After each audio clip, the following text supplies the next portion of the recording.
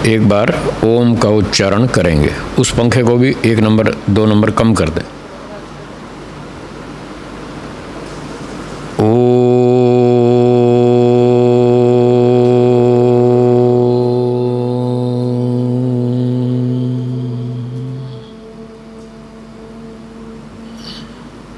ठीक। सुबह की कक्षा में भूमिका बना दी थी। सांख्य दर्शन में ये बताया है कि जब तक संसार में जन्म लेंगे तब तक 3 दुख हमारा पीछा नहीं छोड़ेंगे। 3 दुखों के नाम बोलिए। आध्यात्मिक दुख, आधि भौतिक दुख, आधि दैविक दुख। ठीक है, याद हो गए? बोलो, पहला कौन सा है? दूसरा आधि भौतिक। हाँ, दूसरा आधि भौतिक दुख, तीसरा बहुत अच्छे। आध्यात्मिक दुख उसे कहते हैं जो हमारी अपनी गलतियों से हमको भोगने पड़ते हैं।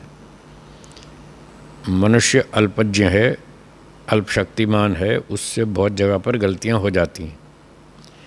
चलते चलते पाँव फिसल जाता है, सब्जी काटते काटते उंगली कट जाती है ना।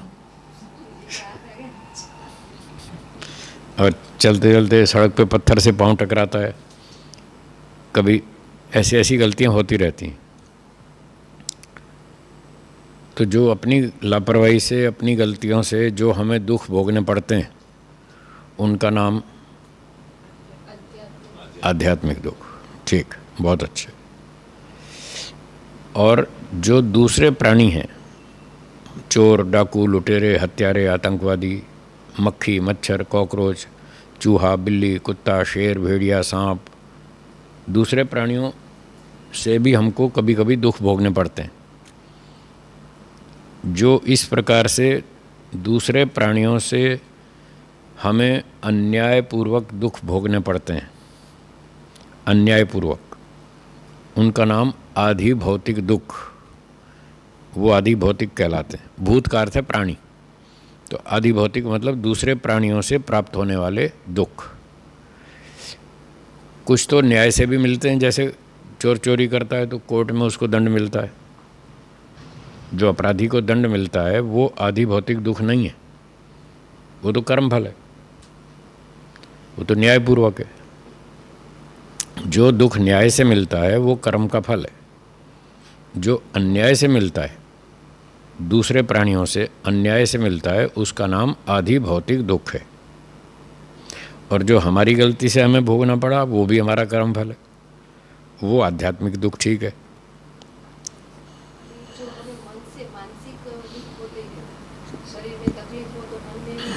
हाँ हाँ, होती है ना अशांति। दूसरे जब अन्याय करते तभी भी मन से एक बेचैनी बनी रहती है, तो मन के जो भी है वो भी आध्यात्मिक नहीं आएगी। अब मन से जो दुख होते हैं उसमें दो सेक्शन है। एक तो ये होता है कि हमारे विचार करने की शैली ठीक नहीं है। जैसे किसी ने हमको गाली दी, अपमान कर दिया, हमें दुख हुआ, आंतरिक मानसिक दुख हुआ कि दे हमको गाली दे रहा है, हमको झूठा आरोप लगा रहा है। तो हम मन मन में दुखी होते रहते हैं, ऐसा क्यों करता है? तो उसने तो गाली दी एक बार, और अब हम उसको 20 बार सोचेंगे और 20 बार दुखी होंगे।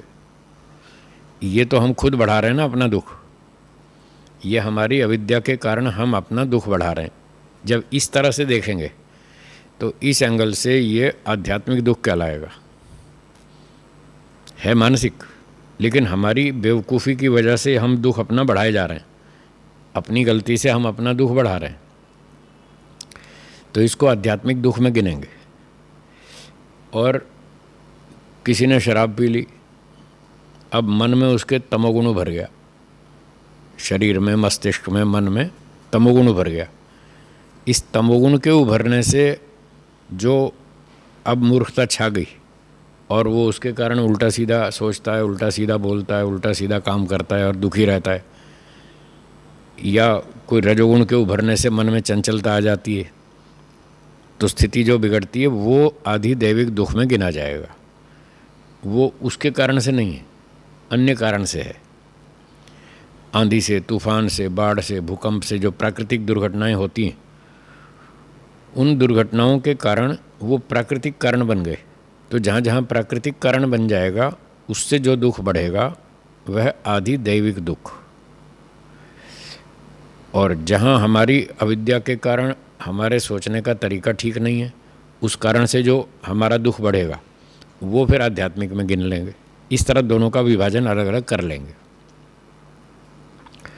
तो जो भी व्यक्ति जन्म लेगा तो उससे कहीं ना कहीं छोटी मोटी गलती तो होती है, और जब अपनी गलतियां होती हैं उससे हमको दुख भोगना पड़ता है, उससे बच नहीं सकते। और दूसरे प्राणी भी कहीं ना कहीं दुख देंगे ही। सांप, बिच्छू, कॉकरोच, चूहा, बिल्ली, कुत्ता, शेर, भेड़िया, सांप, ये कुछ ना कुछ तो दुख देते ही हैं। और अड़ोसी पड़ोसी भी, वो भी देते हैं। कभी कभी क्लास फेलो भी तंग करते हैं, अपने दोस्त फ्रेंड सर्कल वाले वो भी परेशान करते हैं, कभी घर के लोग भी करते हैं, कभी बाहर के भी करते हैं। तो वो उससे कहाँ बच पाएंगे? जब जन्म लिया है तो फिर कोई ना कोई तो परेशान करेगा ही, क्योंकि सभी लोग अल्पज्ञ हैं, अल्पशक्तिमान हैं। वो इतने ईमानदार भी नहीं हैं। कहीं अनजाने में गलती करते हैं, कहीं जानबूझ के भी करते हैं। तो इसलिए वो भी कहीं ना कहीं हमको दुख देंगे, परेशान करेंगे। इस प्रकार से जो हमें दूसरों के कारण दुख भोगने पड़ेंगे अन्याय से, वो सारे के सारे आधि भौतिक दुख कहलाएंगे।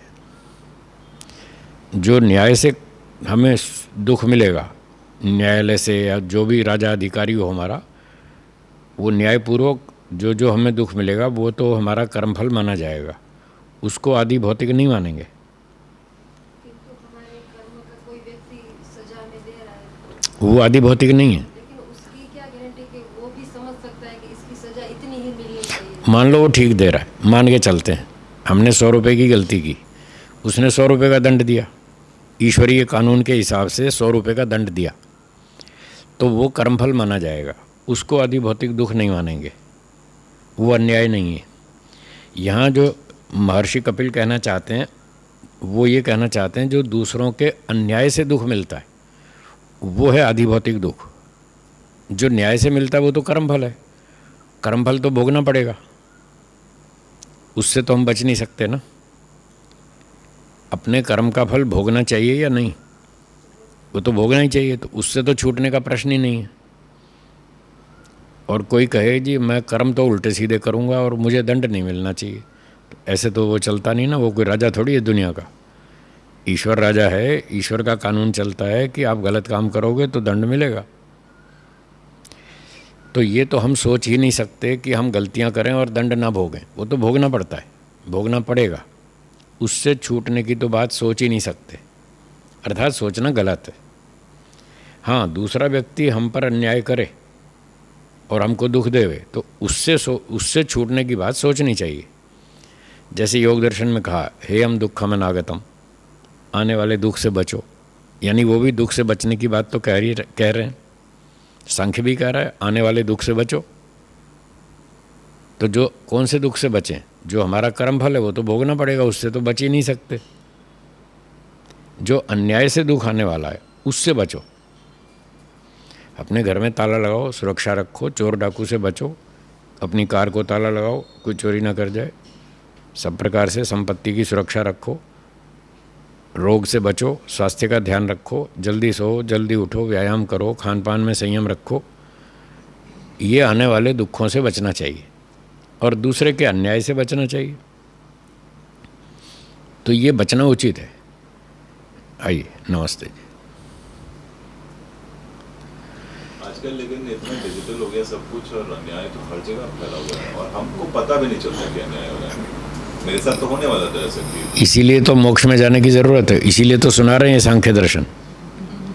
नहीं तो क्या ज़रूरत थी मोक्ष में जाने की? यहीं सारे सुरक्षा हो जाती, सारे सुख यहीं मिल जाते, तो कोई मोक्ष में क्यों जाता? कपिल मुनि कह रहे हैं कि अगर आपने जन्म लिया है तो बच ही नहीं सकते, कुछ ना कुछ तो अन्याय होगा, आप कितना भी जोर लगा लो, हैं? दुख का कारण ही जन्म है। वही तो, आप कितना भी जोर लगा लो, आप दुख से अन्याय से बच ही नहीं सकते। यदि आप बचना चाहते हैं तो यही सिखा रहे हैं कि आप जन्म लेना बंद करो, मोक्ष में जाओ, फिर आप पर कोई हमला करे फिर हमारी गारंटी फिर नहीं छू सकता वो कोई भी आदमी। लेकिन जब तक आप जन्म लोगे तब तक अन्याय होगा।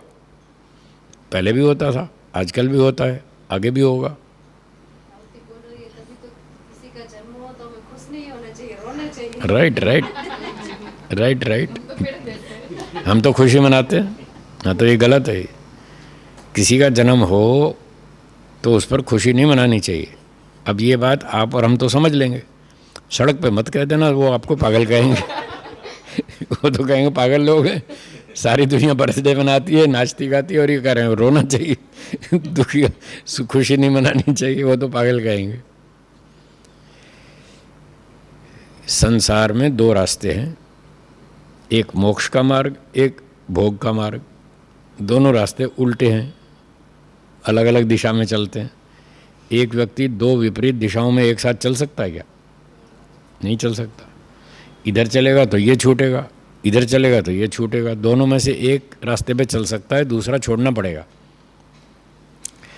तो कुछ जो संसारी लोग हैं, संसार के सुख भोगने वाले, वो तो कहते हैं जन्मदिन पे खुशी मनाओ, और जो मोक्ष वाले हैं वो कहेंगे जन्मदिन पे खुशी मत मनाओ, बल्कि ये सोचो कि जन्म क्यों हुआ था, इससे पीछा कैसे छुड़ाएं, ये सोचना चाहिए जन्मदिन पर। तो दोनों रास्ते अलग हैं, दोनों का विचार अलग है, चिंतन अलग है, व्यवहार अलग है, सब कुछ अलग है। ये बिल्कुल उल्टे कार्यक्रम हैं दोनों। एक का नाम श्रेय मार्ग है, दूसरे का नाम प्रिय मार्ग है। ये दोनों कठोपनिषद में आपने सुन रखे हैं। आपने बोला कि हमें जन्म से छुटकारा पाना है, तो लोग अभी सुसाइड करते तो वो छुटकारे का रास्ता गलत है, वो रास्ता नहीं है छुटकारा पाने का। सुसाइड करना कोई हमारी समस्या का हल नहीं है।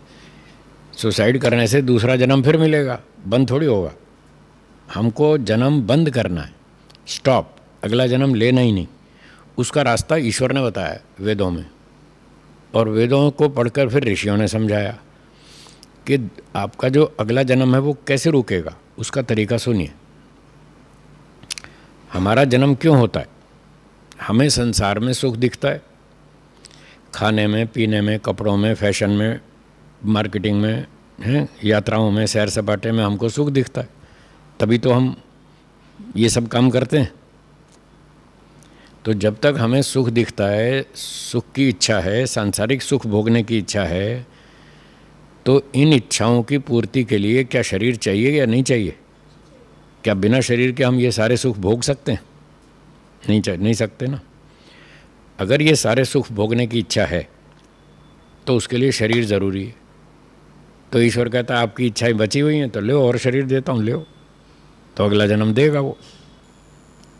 जब हमारी इच्छाएं खत्म हो जाएंगी, हमको रूप, रस, गंध, शब्द, स्पर्श कोई सुख नहीं चाहिए। ये सब जहरीली मिठाई है, जैसे सुबह बताया था। एक सुख मिलता है, पीछे चार दुख मिलते हैं। परिणाम, ताप, संस्कार, दुखैर, गुणवृत्ति, विरोधाच्य पढ़ रखा है आपने, चार चार दुख हैं। तो एक सुख मिलता है, चार दुख मिलते हैं। जब ये समझ में आएगा तो वो इच्छा खत्म हो जाएगी कि नहीं चाहिए। देख लिया, खा लिया, पी लिया, 1 करोड़ जन्म हो गए, खा लिया, पी लिया, देख ली दुनिया, कुछ नहीं रखा है। जितना भी इच्छाओं को पूरा करते जाएंगे, इच्छाएं घटेंगी या बढ़ेंगी, सबको पता है। क्या किसी व्यक्ति की सारी इच्छाएं पूरी हो सकती हैं? नहीं हो सकती। जो इच्छाएं पूरी नहीं हो पाई वो सुख देंगी या दुख देंगी? वो दुख देंगी।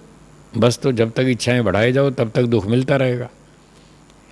तो हम इस प्रकार से सोचेंगे कि संसार में एक सुख मिलता है, 4 दुख मिलते हैं, ये तो ठीक नहीं है। ऐसा सोच सोचकर हमको उससे वैराग्य हो जाएगा। जब वैराग्य हो जाएगा कि हमको नहीं चाहिए जन्म, नहीं आना है संसार में, हमको तो मोक्ष में जाना है, तब ईश्वर हमको मोक्ष देगा और तब अगला जन्म बंद कर देगा। क्यों बिटिया, समझ में आया? तब हमारी इच्छा ही नहीं होगी संसार में जन्म लेने की, और हम मना कर देंगे नहीं चाहिए अगला जन्म। बस बहुत देख ली दुनिया। जब हम कह देंगे नहीं चाहिए अगला जन्म, तो ईश्वर कहेगा ठीक है, मैं कुछ ज़बरदस्ती थोड़ी करता हूँ। आपको भूख लगती है तो माँ खाना देती है, और जब आपको भूख नहीं होती तो वो नहीं देती, ज़बरदस्ती थोड़ी खिलाएगी मुँह में। तो भगवान भी कहता भाई तुम्हारी इच्छा नहीं है तो मैं नहीं दूंगा, जाओ मोक्ष में। तब जन्म रुकेगा। ऐसे रुकेगा। तो ऐसे सोचो कि हमें संसार में कोई सुख नहीं चाहिए, हमें इस जन्म से छूटना है, हमें तो मोक्ष में जाना है। सुसाइड करने से तो इच्छाएं तो अभी बनी हुई हैं, वो इच्छाएं फिर दोबारा जन्म दिलाएंगी। इसलिए सुसाइड करने से वो जन्म रुकने वाला नहीं है, फिर होगा, बार बार होगा। और दूसरी बात, ईश्वर ने हमको यहाँ संसार में जीने के लिए भेजा है या मरने के लिए? जीने के लिए भेजा है। हमारे कर्म बचे हैं उसका फल देने के लिए तो हमको भेजा है यहाँ कि जाओ अपना फल भोगो। और हम भोगना नहीं चाहते, उसको तोड़ के भागना चाहते हैं, तो फिर ईश्वर छोड़ेगा थोड़ी। एक आदमी को 3 साल की जेल कर दी, अपराध किया उसने, अब वो 1 साल में दुखी हो गया। पर जेलर का ऑर्डर है 3 साल रहना है, न्यायाधीश का ऑर्डर है 3 साल जेल में रहना है। यदि 1 वर्ष के बाद वो जेल की दीवार कूद के भागे तो क्या पुलिस उसे छोड़ देगी? फिर पकड़ेगी। 2 साल अभी दंड का बाकी बचा है, वो तो पूरा करना ही पड़ेगा। और दीवार कूद के भागा, 6 महीने का और दंड बढ़ जाएगा। एक नया अपराध और कर दिया तो और दंड बढ़ जाएगा उसका। तो ये कोई समाधान थोड़ी है। जो कर्मफल है वो अपना पूरा भोगो शांति से। जब 3 साल पूरा हो जाएगा तब आपको छोड़ेंगे। अब आप कहोगे जी यहाँ तो बहुत कष्ट होता है, क्यों आए जेल में? तो आपने गलती क्यों की थी? गलती की थी, उसका दंड भोगो, उसमें कोई छुटकारा नहीं है। तो सुसाइड करना मतलब ऐसा है जैसे कोई जेल की दीवार कूद के भाग रहा है, तो ईश्वर छोड़ेगा थोड़ी, वो पकड़ेगा उसको, चल भाई अपनी पिछली सज़ा पूरी करो। और जो आपने ये सुसाइड किया, एक और नया अपराध, अब 4 जन्म और सुअर बनाएगा उसको। इस अपराध के दंड में 2-4 जन्म और बढ़ जाएंगे उसके। इसलिए सुसाइड करना कोई सॉल्यूशन नहीं है, कोई समाधान नहीं है। किसी की जो भी समस्या हो वो अपने घर वालों को बताए, माता पिता को बताओ, भाई को बताओ, बहन को बताओ, चाचा को बताओ, जिस पे आपको भरोसा हो उसको बताओ। वो आपका कोई ना कोई रास्ता निकालेगा, कोई ना कोई समाधान बताएगा। सुसाइड करना कोई समाधान नहीं है। आ गया समझ में? हाँ, अब बोलो। अगर कोई गलती की और दूसरे जन्म में उसका फल भोग रहा है, जैसे बहुत खराब परिस्थितियाँ, गरीब घर में है, ठीक है, लेकिन उस समय वो इतना अच्छा काम करता है कि मोक्ष के लिए उसकी योग्यता बन गई, योग्यता है, लेकिन उसके पाप जो है वो अभी तक पूरे नहीं हुए, बचे हैं भी हाँ, भोगने तो के। फिर वो कैसे जा सकता है? क्योंकि अगर भगवान ने सोचा कि और 1-2 जन्म दे दूंगा तो पिछले हिसाब निपट जाए। हाँ, तो फिर वापस में कुछ और कर्म हो जाएंगे। हाँ, तो जो 2 जन्म और देगा तो उसमें फिर वो खाली थोड़ी बैठेगा, फिर कुछ तो कर्म करेगा ही ना। ऐसे यदि सोचने लगे कि सारे पाप निपटा दो और फिर जाएंगे मोक्ष में, फिर तो एक बार भी नहीं होगा मोक्ष। क्योंकि अगले जन्म में फिर कुछ ना कुछ गलतियां हो जाएंगी। तो हमारे पाप पुण्य का बैलेंस 0 हो जाए और तब हम मोक्ष में जाएं, ऐसा विधान नहीं है, ऐसा सिद्धांत नहीं है। वेदों का सिद्धांत है कि जब हम मोक्ष में जाएंगे तो कुछ ना कुछ कर्म बचेंगे, सकाम कर्म, अच्छे भी होंगे, बुरे भी होंगे, सब होंगे, पड़े रहेंगे, कोई बात नहीं। जो बचेंगे वो मुक्ति से लौट के बाद में भोग लेंगे। वापस भी तो आना है ना, हमेशा वहाँ थोड़ी रहेंगे। अनंत काल के लिए मुक्ति नहीं है, उसका समय निश्चित है, सीमित है, वो आपको पता है। अभी भी कोई आत्मा मुक्ति में होगी? लाखों, करोड़ों आत्माएं अभी भी मुक्ति में हैं।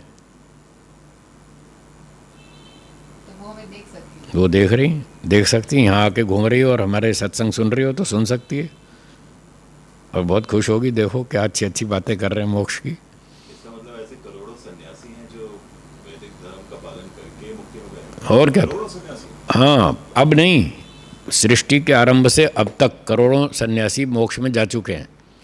कैसे जा चुके हैं सुनिए। एक धरती पर 8 अरब मनुष्य हैं आज, 7-8 अरब के आसपास, 700-800 करोड़, ठीक है। 1 करोड़ में 1 आदमी मान सकते हैं मोक्ष के लिए जो मेहनत कर रहा हो? 1 करोड़ में 1, तो 700 करोड़ में 700 आदमी तो हो गए ना। 700 में से 300 भी जाएं मोक्ष में, 500, 200, 400 ना भी जाएं, वो और 2-4 जन्म बाद जाएं, तो भी 100 वर्ष के पीरियड में कम से कम 1000 लोग मुक्ति में चले जाएंगे। 1000, एक धरती पर 100 वर्ष में 1000 लोग मुक्ति में चले गए। और धरती का टाइम पीरियड कितना है? 4 अरब 32 करोड़ वर्ष। तो 100 वर्ष में 1000 लोग गए। तो 10,000 100 वर्ष में 100 ही गिनो, चलो और कम कर देते हैं, 100 वर्ष में 100, तो 1 वर्ष में 1 आदमी मुक्ति में गया। एक मोटी गिनती करते हैं, एक धरती पर 1 वर्ष में 1 आदमी मोक्ष में चला जाता है। तो 4 अरब वर्ष में तो 4 अरब तो चले ही गए ना। ये तो एक धरती की बात कर रहा हूँ, ऐसी अरबों खरबों धरतियाँ हैं यहाँ पर संसार में। सिर्फ यही एक थोड़ी है जहाँ पर मनुष्य रहते हैं, और भी करोड़ों पृथ्वियाँ हैं ऐसी जहाँ पर और भी मनुष्य प्राणी सब रहते हैं। अगर वहाँ ना रहें तो फिर ये सृष्टि बना, इतनी लंबी चौड़ी बनाना व्यर्थ है। ये किसने बनाई? ईश्वर ने। ईश्वर समझदार है या मूर्ख है? आप और हम कोई भी काम फालतू में करते हैं क्या? नहीं करते ना। पहले सोचते हैं ये काम क्यों करें, इसमें इतना टाइम लगेगा, इतनी मेहनत लगेगी, तो फालतू का काम हम नहीं करते, सोच समझ के करते हैं। तो ईश्वर तो हमसे 1000 क्या करोड़ों गुना ज़्यादा बुद्धिमान है, तो वो ऐसे फालतू बनाएगा क्या? इतने सारे अरबों खरबों गैलेक्सीज बना रखी हैं। तो वहाँ भी ऐसे ही प्राणी रहते होंगे, ऐसे ही सौरमंडल होंगे, ऐसी ही पृथ्वियाँ होंगी, करोड़ों पृथ्वियाँ होंगी जहाँ पर प्राणी रहते हैं, मनुष्य रहते हैं। तो जब एक ही पृथ्वी पर 4 अरब लोग मुक्ति में जा रहे हैं, तो अरबों खरबों गैलेक्सीज हैं, तो खरबों की संख्या में लोग मुक्ति में होंगे, ऐसे जाएंगे। तो स्वामी जी, आप कहते हो कि इतने सारे लाखों हजारों जन्म हमने ले लिए, जो बहुत झेल लिया, तो मुक्ति में जाना एक उपाय है दुखों से छूटने का। लेकिन हमें तो पिछले जन्म का भी याद नहीं रहता, हम कैसे पता चलेगा कि कितने जन्म हुए, कितना दुख? हम ये याद नहीं कर सकते कितने जन्म हो गए, हम तो कल्पना कर सकते हैं। सारी बातें याद नहीं रहती। आपने 3 महीना पहले दोपहर में क्या सब्जी खाई थी, याद है? एक हफ्ते की भी याद नहीं होगी, फिर भी खाई तो थी ना। आप मना तो नहीं कर सकते कि हमने कुछ नहीं खाया, क्योंकि याद ही नहीं है। ये तो कोई तर्क नहीं हुआ, याद नहीं है तो खाया नहीं, ऐसा तो नहीं कह सकते, खाया तो था। तो जो भी दुख हमें याद है वो तो इसी जन्म के याद है, इसी जन्म के याद है ना। तो इसी जन्म के आधार पर हम पीछे की कल्पना कर सकते हैं, अनुमान लगा सकते हैं। मान लो 1 करोड़ जन्म पहले मुक्ति से लौटे थे, मान लो, कल्पना करते हैं, और अब तक मुक्ति हुई नहीं। 1 करोड़ जन्म बीत गए, संसार में जन्म ले रहे हैं, खा रहे हैं, पी रहे हैं, बूढ़े होकर मर जाते हैं, फिर अगला जन्म लेते हैं, फिर स्कूल जाते हैं, फिर पढ़ाई करते हैं, फिर डिग्री लेते हैं, फिर कुछ पैसे कमाते हैं, फिर बूढ़े होकर मर जाते हैं। तो अगर मोक्ष की तैयारी की होती तो अब तक मोक्ष में होते, तो मोक्ष तो हुआ नहीं अब तक। तो फिर इसका मतलब हमने क्या किया? यही किया, स्कूल गए, पढ़ाई की, डिग्री ली, पैसे कमाए, खाया पिया, बूढ़े होकर मर गए। तो इच्छाएं तो ख़त्म हुई नहीं। जब तक इच्छाएं बनी रहेंगी संसार का सुख भोगने की, क्या बोला, दोहराओ, तब तक अगला जन्म चालू रहेगा। आगे समझ में? जब तक संसार का सुख भोगने की इच्छाएं बनी रहेंगी तब तक अगला जन्म चालू रहेगा। अगले जन्म से तभी पीछा छूटेगा जब यहाँ संसार का सुख भोगने की इच्छाएं बंद हो जाएं, ख़त्म हो जाएं। सबको A to Z, सबके लिए एक ही कानून है, कॉमन सिविल कोड है यहाँ भगवान की ओर से। यहाँ तो अनसंट होता रहता है मनुष्यों में, तो ईश्वर का तो एक ही कानून है, सब पर एक जैसा लागू होता है, वहाँ कोई पार्शलिटी नहीं है। ईश्वर तो न्यायकारी है। गृहस्थी हो, ब्रह्मचारी हो, सन्यासी हो, गृहस्थी पे कोई ठप्पा लगा, ये गृहस्थी है। गृहस्थी भी तो आत्मा ही है। नहीं, आप कहते हैं ना, महर्षि भी कहते हैं जैसे कि क्या कहते हैं? सन्यासी ही मोक्ष पे जा सकते तो गृहस्थी भी तो सन्यासी बनेगा ना, वो सदा गृहस्थी में क्यों रहेगा? हैं। गृहस्थी रहते रहते अगर वो उसका जीवन समाप्त हो गया तो फिर अगला जन्म, फिर अगला जन्म है तो सही, आगे रास्ता है ना। अगर गृहस्थ में ही है और उसको समझ में सब आ गया आ गया तो वो भाग जाएगा, घर छोड़ के भाग जाएगा। तो अगर वो सन्यासी नहीं बना है, गृहस्थ की स्थिति में ही वो हो गए। मैं कह रहा हूँ गृहस्थ में उसको वैराग्य हो गया तो वो घर में टिकेगा ही नहीं, भाग जाएगा, घर में टिकेगा नहीं। स्वामी दयानंद भाग गए ना, मतलब वो गए, उसी को सन्यास की स्थिति में वो उसकी स्थिति बदलेगी, वो सदा गृहस्थ में नहीं रहेगा। जब वैराग्य होगा तो घर में टिक ही नहीं सकता, फिर वो भागेगा। महात्मा बुद्ध गृहस्थी थे ना, फिर भाग गए कि नहीं? उनको वैराग्य हो गया, भाग गए। गुरु नानक देव जी चले गए हैं, महात्मा बुद्ध चले गए, महावीर स्वामी चले गए, महर्षि जयाजीवल के चले गए, वो गृहस्थी थे, वो चले गए। महर्षि दयानंद गृहस्थी नहीं थे, वो ब्रह्मचारी थे, पहले ही उनको समझ आ गई तो पहले ही भाग गए, घर गृहस्थी में गए ही नहीं। जिसको समझ में आएगा गृहस्थी में झंझट है, वो घर छोड़ के भाग जाएगा, तो समझ लेंगे हाँ इसको वैराग्य हो गया। ये वैराग्य की पहचान है। फिर वो घर में रह नहीं सकता। मुझे भी समझ में आ गया, मैं भी घर छोड़ आया, 40 साल हो गए घर छोड़े, आज तक घर वापस नहीं गया। मुझे समझ में आ गया कि भाई ये रास्ता ठीक है, इसमें अधिक लाभ है, इसमें कम लाभ है। तो ये किसको समझ में आता है? जिसने पिछले जन्मों में गृहस्थी भोग ली, खूब मार खाई। गृहस्थी तो मार खाने के लिए है। सच तो यही है। जब कह तो रहा हूँ, शादी करने से पहले तो गृहस्थ में सुख दिखता है। सुख दिखता है तभी तो आदमी गृहस्थ में जाएगा ना। कोई व्यक्ति अपना सुख बढ़ाना चाहता है या दुख बढ़ाना चाहता है, तो गृहस्थ में क्यों जा रहा है? सुख बढ़ाने के लिए। अब पहले उसको पता नहीं था कि यहाँ तो दुख भी आएगा, अब वो चला गया गृहस्थ में, फिर 2-4 बच्चे हो गए, अब उनका पालन करना पड़ रहा है। अब उसको आटे दाल का भाव समझ में आ रहा है कि यहाँ तो बहुत समस्या है। तो शादी से पहले संसार में सुख दिखता है। शादी करके 25 साल गृहस्थी के पार कर लो, फिर उसके बाद अनुभव बिल्कुल उल्टा हो जाता है। बिल्कुल शीर्षासन, जैसे आप शीर्षासन करते हैं ना व्यायाम में, फिर उल्टा हो जाता है। फिर ये अनुभव होता है कि गृहस्थ में जाने से पहले जितना सुख मैंने सोचा था कि गृहस्थ में बहुत सुख मिलेगा, उतना तो नहीं मिला। और जितना दुख सोचा था, क्या सोचा था? सोचा ही नहीं था। दुख तो सोचा ही नहीं था। और अगर सोचा भी हो तो सोचा होगा 10-20% दुख आएगा, चलो इतना तो भोग लेंगे, 80% तो सुख भोगेंगे। ऐसा सोच के गया था व्यक्ति, थोड़ा 10-20% दुख आएगा तो भोग लेंगे, 80% तो सुख भोगेंगे। तो मान लो किसी ने थोड़ा बहुत दुख सोचा भी हो, तो जितना दुख सोचा था उससे कई गुना अधिक दुख भोगना पड़ा। ये अनुभव व्यक्ति को 50 साल में हो जाता है। 25-26 में शादी की हो तो 50-52 में उसके 25 साल पूरे हो गए। उस समय उसका अनुभव ये होता है कि जितना सुख सोचा था उतना नहीं मिला, और जितना दुख सोचा था उससे कई गुना अधिक भोगना पड़ा। ईमानदारी की बात यह है, उसको ये समझ में आ जाता है। तो फिर ईश्वर ने कहा ठीक है, आ गया समझ में, तो चलो आगे वानप्रस्थ निकलो यहाँ से। अब यहीं पड़े रहोगे सारा जीवन गृहस्थी में। इसलिए उसके लिए तीसरा विधान किया, तीसरा आश्रम वानप्रस्थ में जाओ। बच्चे बड़े हो गए, शादी कर दी, पोता पोती हो गया कोई एक, जाओ छुट्टी, हो गया तुम्हारा काम ख़त्म। अब आगे कोई जिम्मेदारी नहीं है।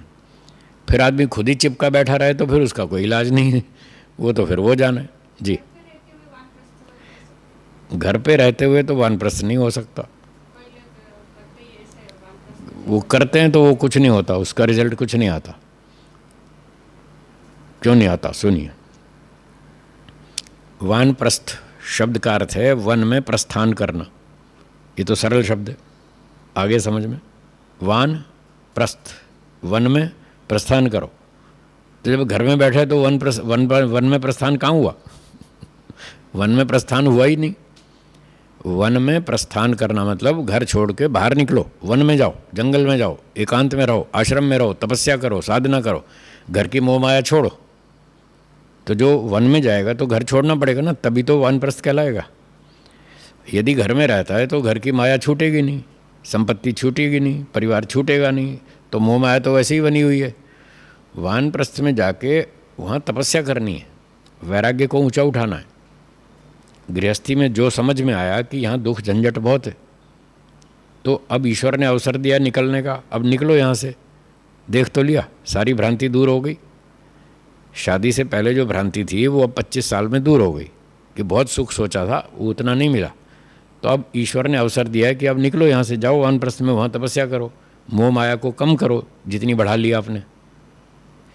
तो फिर वहाँ 20 साल, 15 साल, 25 साल जो भी वानप्रस्थ में रह के तपस्या करे व्यक्ति, शास्त्रों को पढ़े। ये जो हम पढ़ रहे हैं वानप्रस्थ में ये काम करना है। शास्त्र पढ़ेंगे, साधना करेंगे, ध्यान करेंगे, उपासना करेंगे, थोड़ा घर से दूर रहेंगे, मोह माया से दूर रहेंगे, तो वो जो राग द्वेष के संस्कार हैं वो धीरे धीरे कमज़ोर पड़ जाएंगे। और ध्यान, साधना, हवन, उपासना, सेवा से फिर वो अच्छे संस्कार वैराग्य के बढ़ेंगे। तो 10-20 साल ये तपस्या करके फिर जब वैराग्य ऊंचा हो जाए फिर संन्यास लेंगे, चौथा आश्रम। फिर प्रचार में निकलेंगे, जो हमने सीखा वो दूसरों को सिखाएंगे, क्योंकि औरों को भी बहुत ज़रूरत है। जैसे अब मैं बैठा हूँ, मैं सन्यासी हूँ, मेरा काम है घूम घूम के प्रचार करना, ये लोगों को यही बताना। आजकल सन्यासी मिलते नहीं, तो लोगों को पता ही नहीं क्या करना है, क्या नहीं करना, क्या सही और क्या गलत, कहाँ जाएं कहाँ नहीं जाएं, क्या सुने क्या नहीं सुने, क्या देखें क्या नहीं देखें, पता नहीं लोगों को। तो इसलिए वो गलतियाँ कर रहे हैं और वो नुकसान उठा रहे हैं। तो सन्यासी का फिर यही काम है, उसने अपनी जो अच्छी सारी उन्नति कर ली, वैराग्य ऊंचा उठा लिया, तो अब वो दूसरों को भी बताए, दूसरों को भी रास्ता दिखाए कि भाई ऐसे करो, ऐसे मत करो। वो देश भर में घूमता है, घर घर जाता है, नगर नगर जाता है, लोगों को जगाता है और उनको बताता है कि ये गलती है, ऐसा मत करो, ये काम ठीक है, ऐसा करो। तो उसके उपदेश को सुनकर बहुत सारे गृहस्थी लोग गलतियों से बच जाते हैं। ये काम है सन्यासी का। फिर वो अपना तो भला कर ही लिया, अब दूसरों का भी करो। इस तरह से वो जाता है और प्रचार करता है। जो लोग उसकी बात मान लेते हैं वो सुखी हो जाते हैं और गलतियां करने से बच जाते हैं और दुख से भी बच जाते हैं। और जो उसकी बात नहीं मानते तो ठीक है, आप डॉक्टर की बात मत मानो तो रोगी बने रहोगे, डॉक्टर की बात मानोगे तो आपका रोग ठीक हो जाएगा, नहीं तो रोगी बने रहेंगे बल्कि रोग और बढ़ेगा, परेशानी बढ़ेगी। तो सन्यासी डॉक्टर की तरह होता है। डॉक्टर जब इलाज करता है तो दो काम करता है, एक दवाई बताता है, एक परहेज़ बताता है। दवाई भी खानी है, परहेज़ भी करना है, तो रोग ठीक हो जाएगा। और दवाई खाएंगे नहीं, परहेज़ करेंगे नहीं, तो फिर रोग बढ़ता जाएगा। बोलिए। जैसे आपने सांख्य में सूत्र चला था कि योगाभ्यासी को योगाभ्यास करते समय मतलब लोगों के बीच संपर्क नहीं बढ़ाना चाहिए। हाँ, कम रखना चाहिए। कम रखना। तो वो सन्यासी के लिए भी वही वो वानप्रस्थी साधक के लिए, जो जंगल में साधना तपस्या कर रहा है उसके लिए। वो प्रचार में नहीं जाए, प्रचार करना वानप्रस्थी का काम नहीं है, वो सन्यासी का काम है। वो अपने आप को मजबूत बना चुका है, तभी तो सन्यास लिया। जब तक वो योग्यता ना बन जाए तब तक सन्यास नहीं लेना। ब्रह्मचारी, हाँ, योगाभ्यासी है वो एकांत में रहे, कम से कम बात करे, कम से कम लोगों से मिले, नहीं तो उसका वो वैराग्य ऊंचा उठेगा ही नहीं, राग द्वेष में ही डूबा रहेगा, उसकी उन्नति ही नहीं हो पाएगी। हाँ, चालू रखना है उसको और एकांत में रहना है, कम लोगों से बात करनी है, सीमित काम करना है, तपस्या करनी है, वैराग्य को ऊंचा उठाना है, ईश्वर उपासना करके, हवन करके, स्वाध्याय करके, चिंतन मनन करके, ये उपाय हैं उसके। तो इस तरह से वो अपने वैराग्य को ऊंचा उठाएगा। जब उसका वैराग्य ऊंचा उठ जाएगा फिर वो अब उन चीज़ों से प्रभावित नहीं होगा। जैसे जवानी में व्यक्ति प्रभावित होता है ना कि संसार में सुख है, खाना पीना, फैशन, पार्टी, डांस, ये वो, क्योंकि उसको वहाँ सुख दिखता है। अब जिसको वैराग्य हो गया उसको तो दुख दिखता है, उसको तो जहरीली मिठाई दिखती है, इसमें पोटेशियम डाल रखा है, पोटेशियम साइनाइड, तो उसको तो समझ आ गया। अब वो उससे प्रभावित नहीं होता। जब बाह्य चीज़ों से वो प्रभावित नहीं होता तब उसको संन्यास लेना चाहिए और तब ये काम पे उतरना चाहिए कि अब चलो देश में घूमेंगे, लोगों को समझाएंगे और सिखाएंगे, लोगों को भी बताएंगे ये सब जहरीली मिठाई है, इससे बचो। तब सन्यासी का काम है प्रचार करना। वो अपनी स्थिति को देखता है, हाँ अब मैं मजबूत हो गया हूँ, अब मुझे कोई चीज़ आकर्षित नहीं करती। फिर वो जाएगा, पढ़ाएगा, प्रचार करेगा, सिखाएगा और खुद अपनी ध्यान समाधि लगाता रहेगा। जो उसके अंदर इच्छाएं हैं बची हुई, अविद्या, राग, द्वेष, काम, क्रोध, 5 क्लेश जो बचे हुए हैं, उनको वो नष्ट करता रहेगा, अपना काम भी करेगा और फिर देश का काम भी करेगा। इस तरह से चलेगा व्यक्ति तो एक दिन उसके 5 क्लेश दग्धबीज हो जाएंगे, तो उसकी सारी इच्छाएं जीरो पे आ जाएंगी। अब कोई इच्छा नहीं है दोबारा जन्म लेने की या सुख भोगने की, सांसारिक सुख भोगने की कोई इच्छा नहीं है, फिर उसका मोक्ष हो जाएगा। ये सिस्टम बताया वेदों में ईश्वर ने, तो इसको फॉलो करो, एक एक करके सबका मोक्ष हो जाएगा। अभी बैठे हैं मोक्ष में करोड़ों व्यक्ति, वो सब घूम रहे हैं, देख रहे हैं, मज़ा ले रहे हैं दुनिया का, ईश्वर का आनंद ले रहे हैं और दुनिया को देखते हैं। बोलो जी। अगर ईश्वर को आत्माओं को सुख देना ही था तो सीधा मोक्ष ही क्यों दिया? ईश्वर न्यायकारी है या अन्यायकारी? न्यायकारी किसे कहते हैं? बिना परीक्षा दिए पास कर देवे या परीक्षा देने के बाद ही पास होगा? तो ये परीक्षा ही तो चल रही है, संसार यही तो परीक्षा ही है ना। ईश्वर ऐसे फ्री में दे दे, सृष्टि बनाए ही नहीं, तो वो न्याय कहाँ हुआ? न्याय कहता है पहले कर्म करो बाद में फल मिलेगा। तो इसलिए सृष्टि बनाई कि कर्म करो। अब हम कर्म कर रहे हैं, ये हमारी परीक्षा चल रही है। अच्छे काम करेंगे तो ईश्वर इनाम देगा, बुरे काम करेंगे तो दंड देगा। तो परीक्षा ये है कि जो भी भोग विलास है उससे निकल के, हाँ, उससे निकलना है, संसार में दुख देखना है, मोक्ष में सुख देखना है, इससे बाहर निकलना है, दुनिया में फंसना नहीं। अच्छे काम करो, समाज की सेवा करो, माता पिता की सेवा करो, जब ऊंचा वैराग्य हो जाए तो संन्यास लो और फिर अपना मोक्ष में जाओ।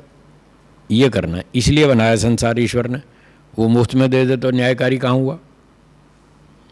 ठीक है, हाँ जी। और कौन बोल रहा है, पूछिए। तो गुरु जी संन्यास जो लेते हैं उनका मोक्ष फिक्स रहेगा? ढाई संन्यास के बाद अभी काम बहुत सारा बचा हुआ है। मोटी मोटी इच्छाएं तो ख़त्म हो गई कि शादी नहीं करनी, संसार में नहीं पड़ना, मोह माया ज़मीन नहीं इकट्ठी करनी, कोई आश्रम नहीं बनाना है, कहीं फैशनबाजी में नहीं पड़ना, कोई धन सम्मान के चक्कर में नहीं पड़ना। मोटी मोटी इच्छाएं तो ख़त्म हो गई। लोकेशना सब खत्म। लोकेशना ख़त्म हो गई, वित्तेषणा भी ख़त्म हो गई, पुत्रेषणा भी, तीनों ख़त्म का मतलब 70-80% दबा ली उसने, इतनी। पर वो अभी सूक्ष्म इच्छाएं जो हैं वो अभी मन में बची हुई हैं। सूक्ष्म इच्छाएं अभी बची हुई हैं, वो नहीं मरी। संन्यास ले लिया उसने, अब संन्यास के बाद जो काम बचा हुआ है उसको पूरा करना है। जो सूक्ष्म इच्छाएं बची हैं उनको पूरा ज़ीरो पे लाना है। 80% तो दबा लिया उसने, अभी 20% काम बचा हुआ है। यदि उसका वो पूरा हो गया, पूरा मार डाला सारी इच्छाओं को, बीज भी ख़त्म कर दिए, तब तो उसका मोक्ष हो जाएगा संन्यास के बाद। कौन सी इच्छा है? नहीं, इच्छाएं तो वही हैं सारी, वो मरी नहीं है। दग्ध बीज हाँ, दग्ध बीज नहीं हुई, कमज़ोर हो गई, सो गई। देखो 5 अवस्थाएं लिखी हैं योग दर्शन में, प्रसुप्त, तनु, विच्छिन्न, उदार और दग्ध बीज भाव। अब वो तनु हो गई, कमज़ोर हो गई, प्रसुप्त हो गई, सो गई, नहीं उठती। 5 साल तक आदमी को गुस्सा ही नहीं आया, तो ये नहीं मानना कि उसका गुस्सा ख़त्म हो गया। 5 साल बाद एक ऐसी घटना हो गई, सारा अगली पिछली कसर निकाल दी उसने फिर आया जोर से गुस्सा। तो इसका मतलब वो मरा नहीं था अभी, संस्कार क्रोध वाला सो गया था, 5 साल तक वो जागा नहीं।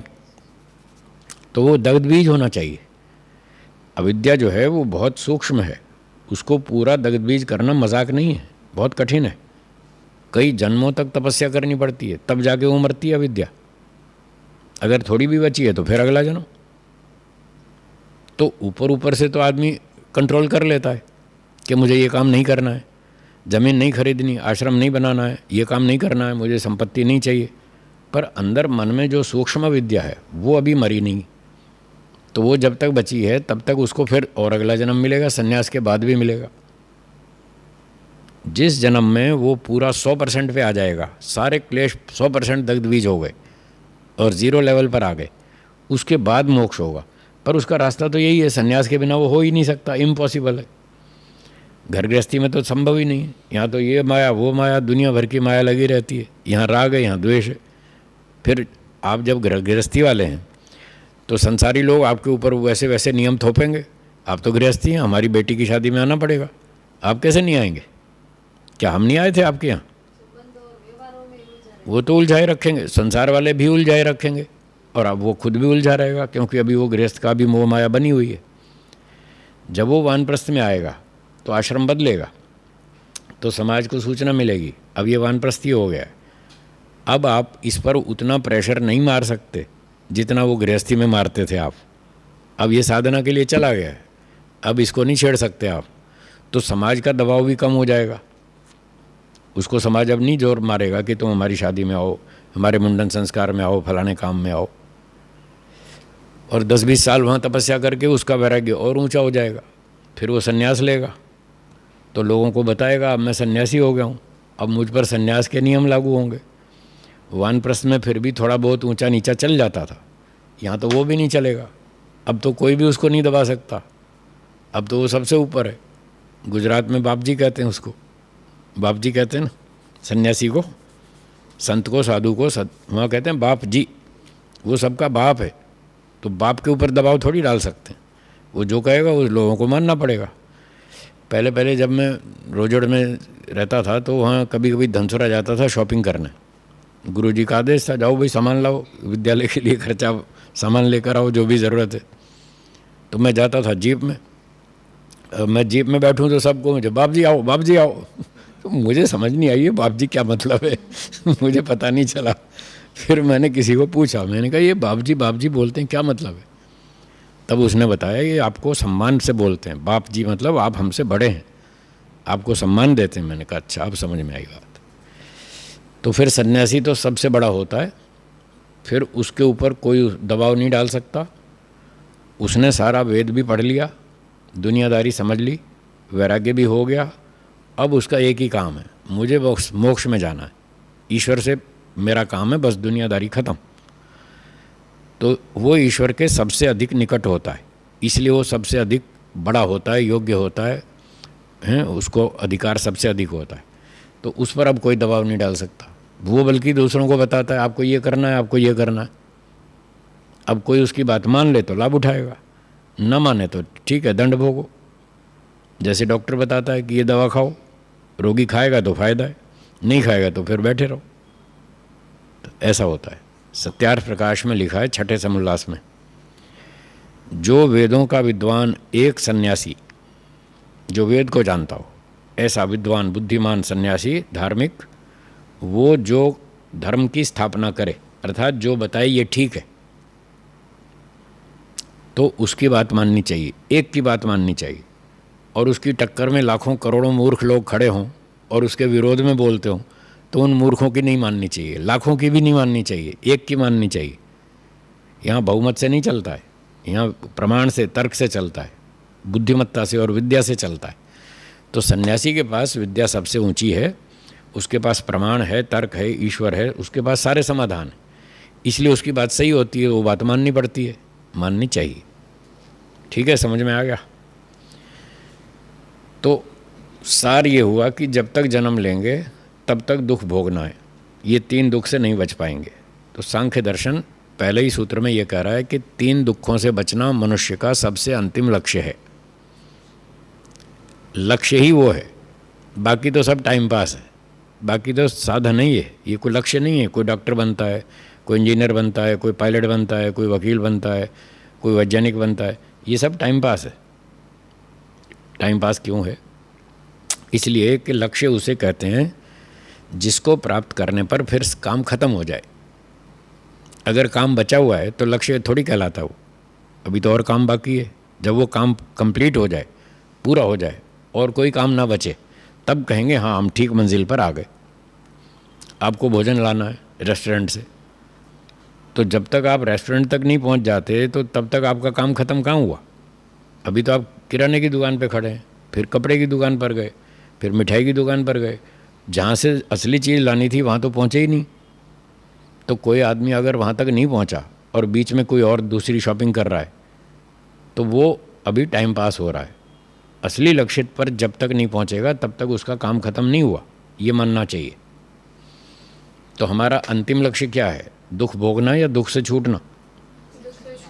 कितने प्रतिशत छूटना?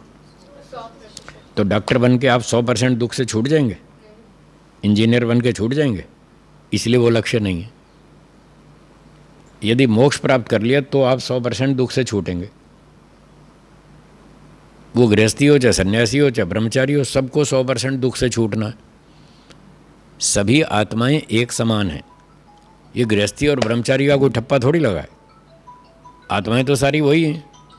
वही आत्मा कभी ब्रह्मचारी बन जाती है, वही आत्मा कभी गृहस्थी बन जाती है, वही आत्मा कभी सन्यासी बन जाती है। आत्मा तो सेम है। ये तो एक पड़ाव है, एक स्टेजेस हैं, रास्ते हैं। ये तो भाई चलो अब इतना पार कर लिया, 30 मील पार हो गया, बाकी 70 बचा, फिर 50 मील पार हो गया, 50 और बच गया। तो जा तो सब वहीं रहे, सबको वहीं जाना है मोक्ष में। गृहस्थी को भी 100% सुख चाहिए, सन्यासी को भी 100% चाहिए, ब्रह्मचारी को भी 100% चाहिए। फर्क क्या है? ऐसा कह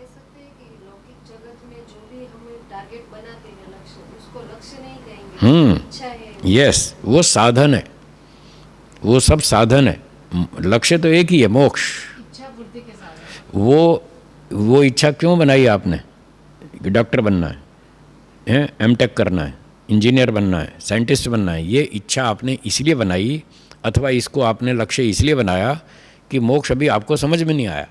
अर्थोपार्जन के लिए भी बनाते हैं। हमने तो कोई लक्ष्य नहीं बनाया अर्थोपार्जन के लिए। धर्म और मोक्ष, चार जो पुरुषार्थ है। हाँ हाँ, तो उसके लिए डॉक्टर बनना ज़रूरी थोड़ी है। हम डॉक्टर नहीं बने, दाल रोटी खा रहे हैं मज़े से। तो मतलब उनको चार कोई लक्ष्य बनाना चाहिए, बाकी जो है बस वही लक्ष्य है।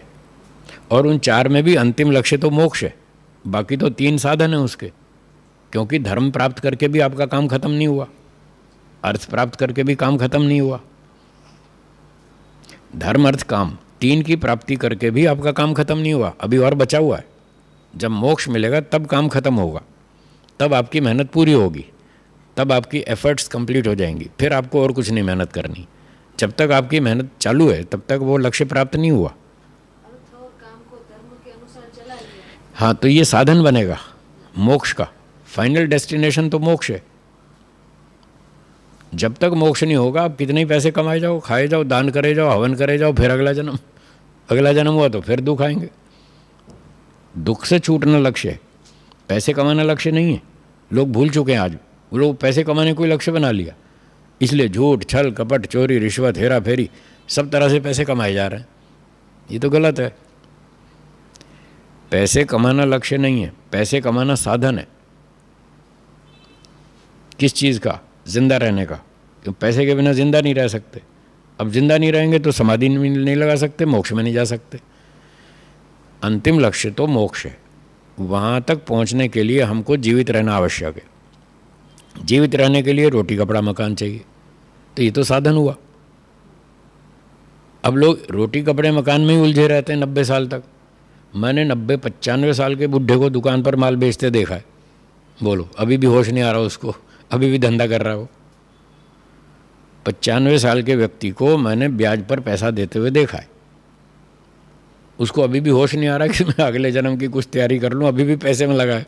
95 साल की उम्र है, कितने दिन जिएगा वो? तो क्योंकि उसको मोक्ष समझ में नहीं आया। जब तक मोक्ष लक्ष्य समझ में नहीं आएगा तब तक व्यक्ति छोटे छोटे जो साधन हैं उन्हीं साधनों को लक्ष्य बना लेगा और उसमें उलझ जाएगा। तो किसी को डॉक्टर बनने में फ़ायदा दिख रहा है, वो उसमें उलझ गया। किसी को एमटेक में फ़ायदा दिख रहा है, वो उसमें उलझ गया। किसी को व्यापारी बनने में फ़ायदा दिख रहा है, वो उसमें उलझ गया। मोक्ष तो है ही नहीं लोगों के दिमाग में, इसलिए वो घर गृहस्थी में ही फंसे रहते हैं। मोक्ष के लिए वैराग्य में जाते ही नहीं, वानप्रस्थ में जाते ही नहीं। वो कहते हैं घर में रह के हमको रास्ता बताओ, शॉर्टकट। भाई घर में रह के कैसे हो जाएगा?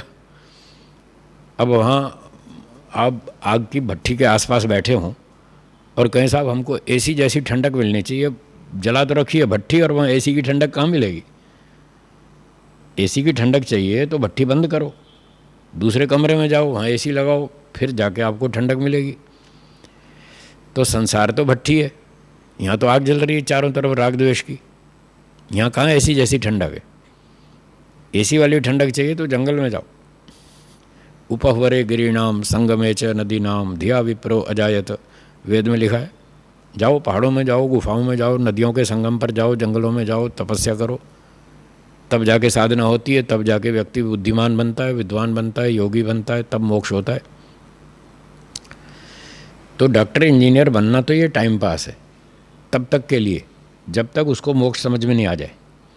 और जब मोक्ष समझ में आ जाए, डॉक्टरी छोड़ के चलो इसी रास्ते पे, इंजीनियरिंग छोड़ के चलो इस रास्ते पे, पायलट की नौकरी छोड़ो, चलो। मैं संगीतकार था ना, तो मुझे समझ में आया कि भाई ये तो गड़बड़ है, इससे तो फिर हमारा अगला जन्म होगा, इससे तो मुक्ति होने वाली नहीं, छोड़ो।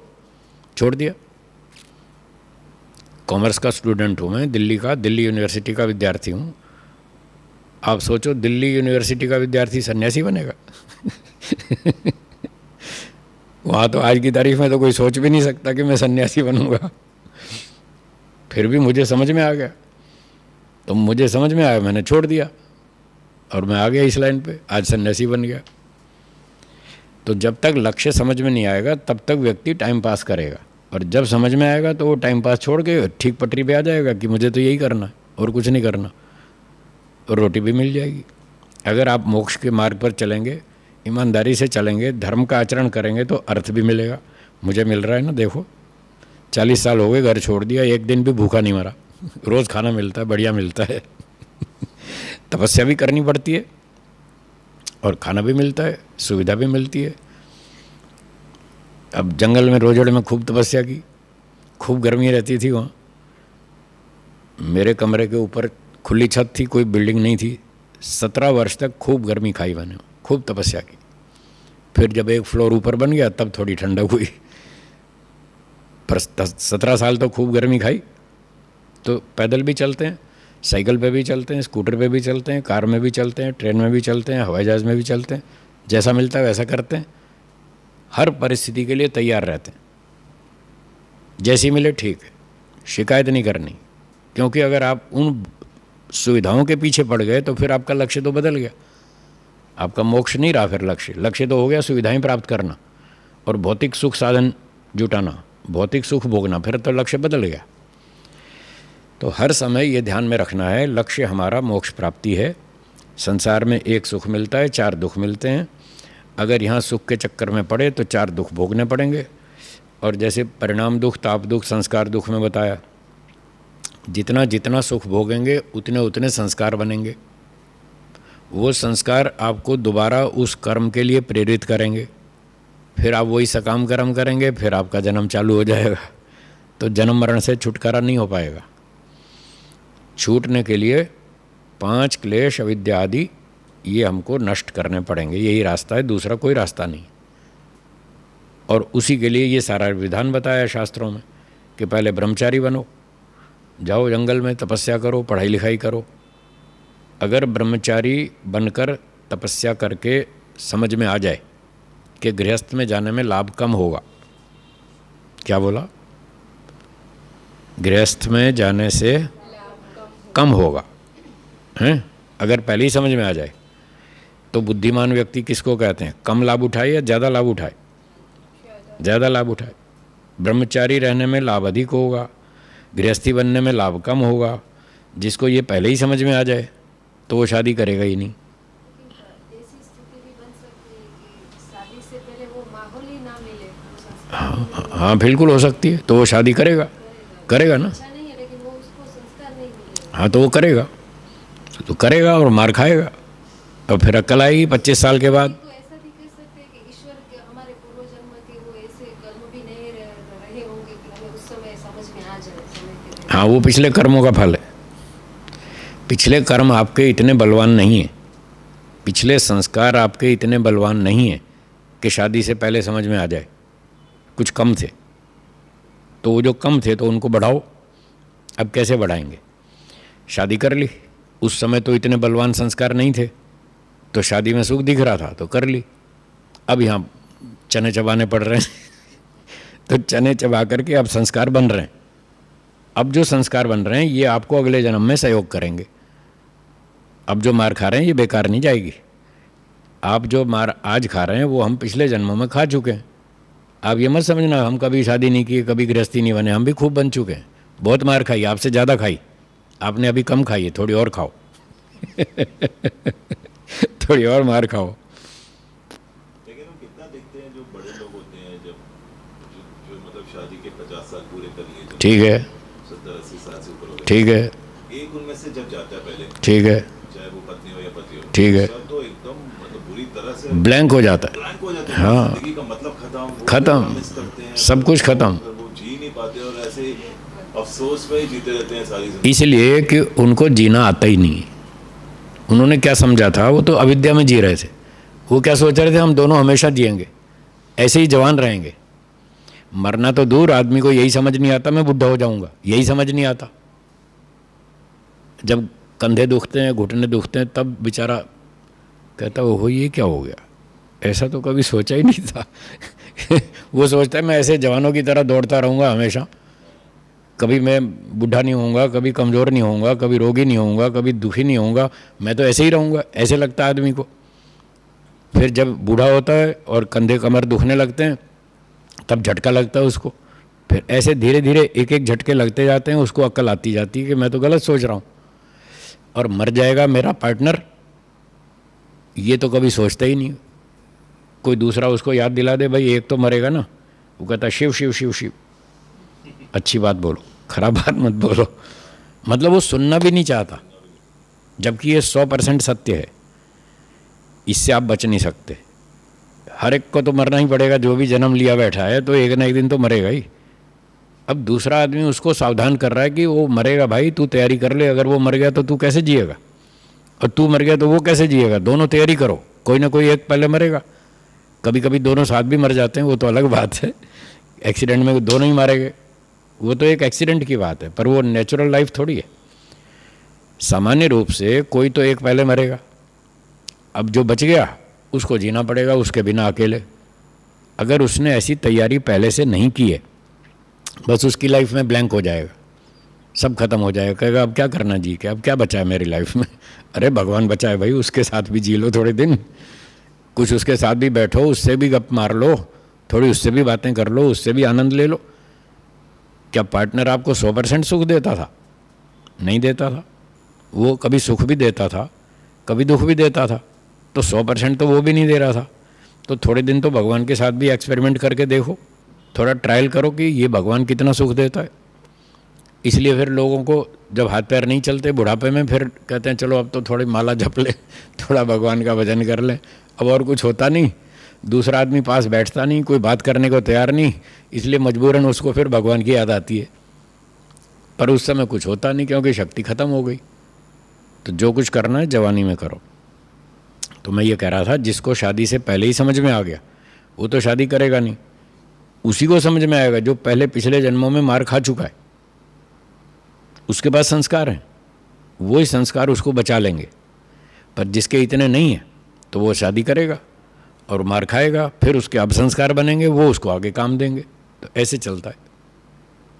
फिर 1 जन्म ब्रह्मचारी रहेगा, 2 जन्म तपस्या करेगा, 5 जन्म करेगा, कितने करेगा पता नहीं, 2, 5, 7, 10 जन्म तो तपस्या करनी पड़ेगी। तब जाके उसके संस्कार जाके मरेंगे, तब दग्ध बीज होंगे, तब जाके मोक्ष होगा। महर्षि दयानंद को 1 जन्म में थोड़ी चले गए थे मोक्ष में, वो भी कितने जन्मों पहले तपस्या करके आए होंगे, हमें नहीं मालूम, पर करके तो आए थे। वरना से 12-14 साल की उम्र में कोई ऐसी घटना से उसको जागृति आ जाए, तो ऐसे तो कहाँ, सबको तो कहाँ आती है। घर में मृत्यु सबके घर में होती है, दादा की, दादी की, नाना की, नानी की, चाचा की, सबकी मृत्यु होती है, सबके घर में होती है। पर सबको तो वैराग्य नहीं होता। उन्होंने पहली घटना चूहे वाली देखी, उनको झटका लगा, ये क्या है, ये कोई असली शिव तो नहीं लग रहा।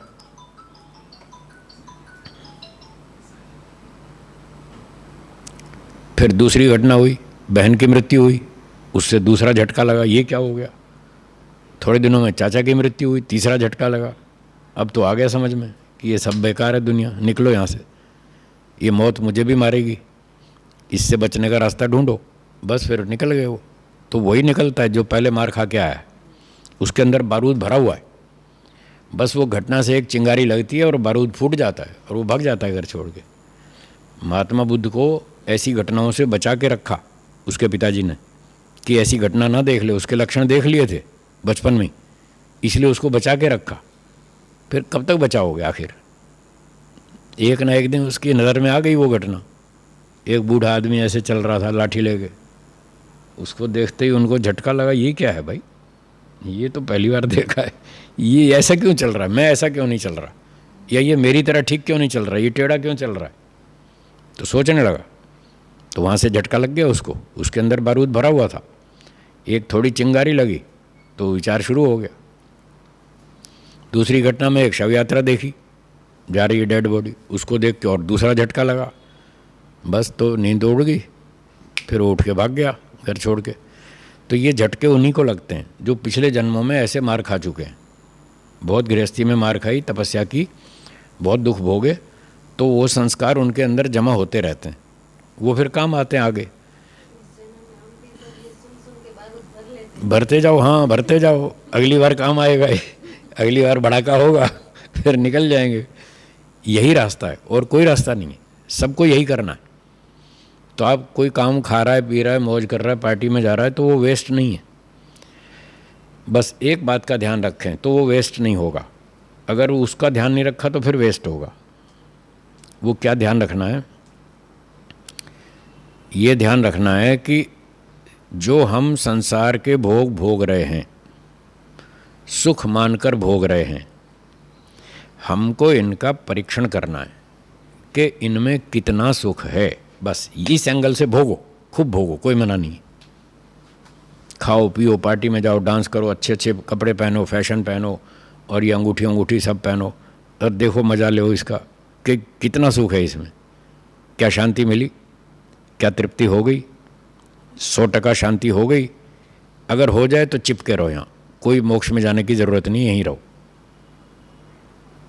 पर आपका अनुभव क्या कहता है? ऐसा खाना पीना, भोगना, डांस करने से क्या तृप्ति होती है?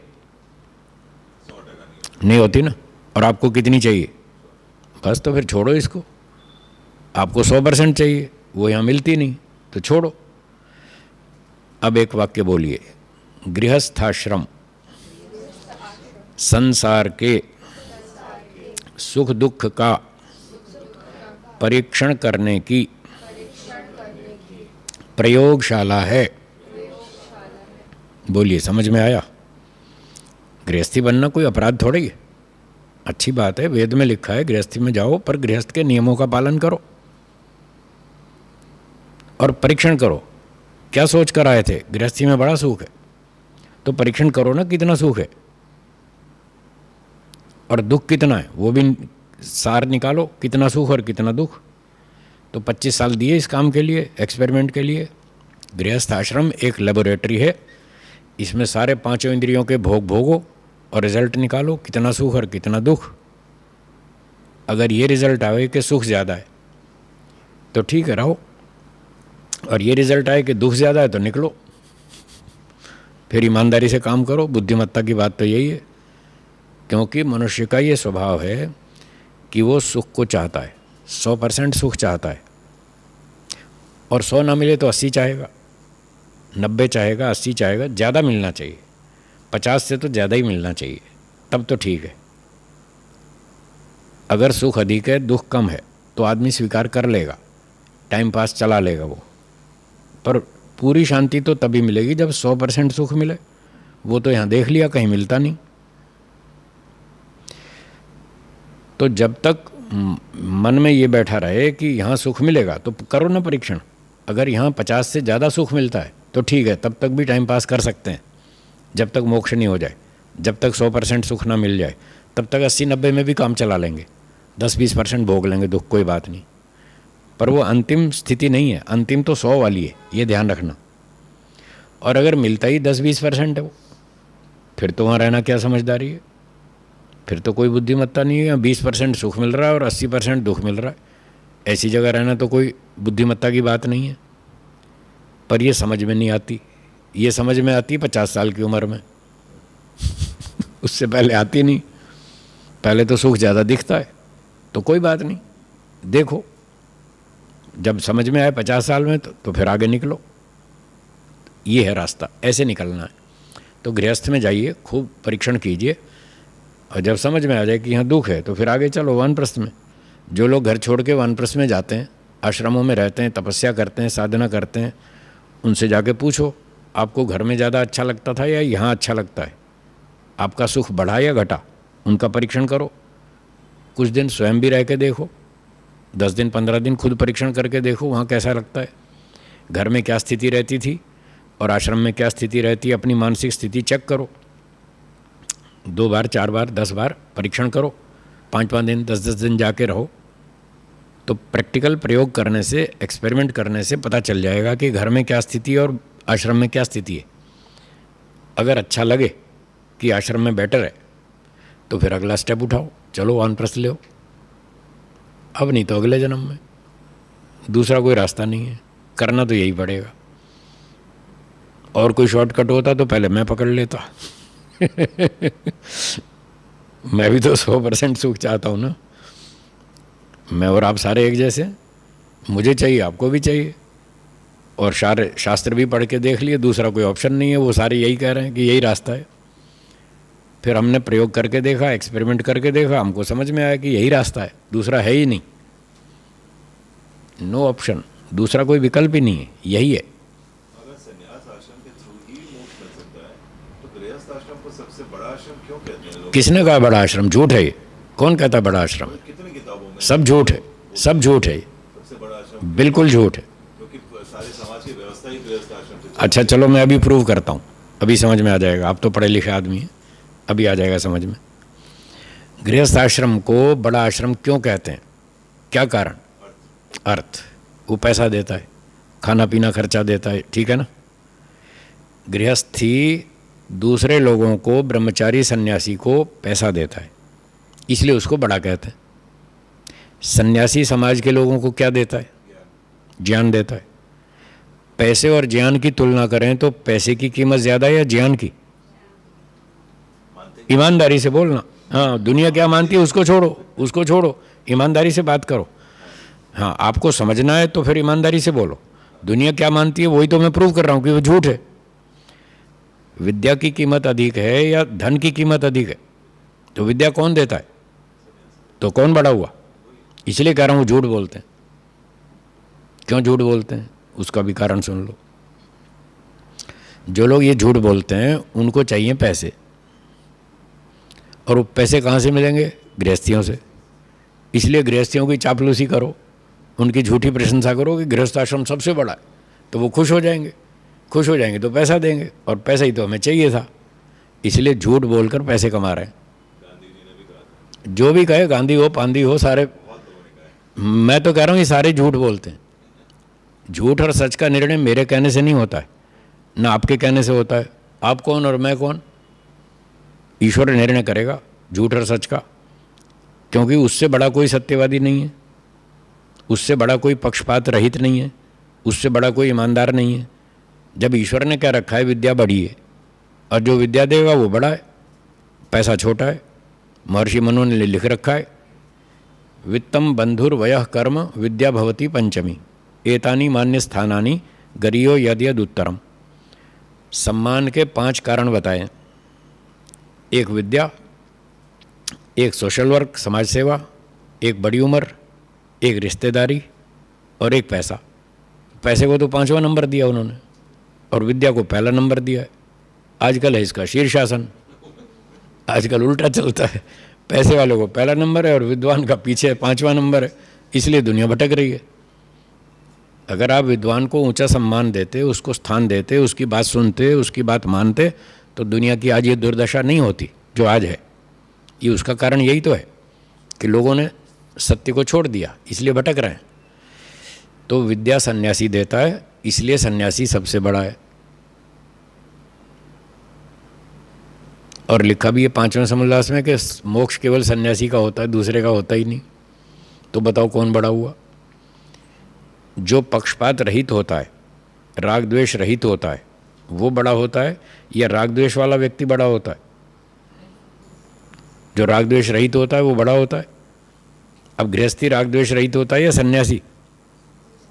तो बताओ कौन बड़ा हुआ? जो ईश्वर के निकट होता है वो बड़ा, या जो ईश्वर से दूर है वो बड़ा? ईश्वर के निकट गृहस्थी है या सन्यासी है?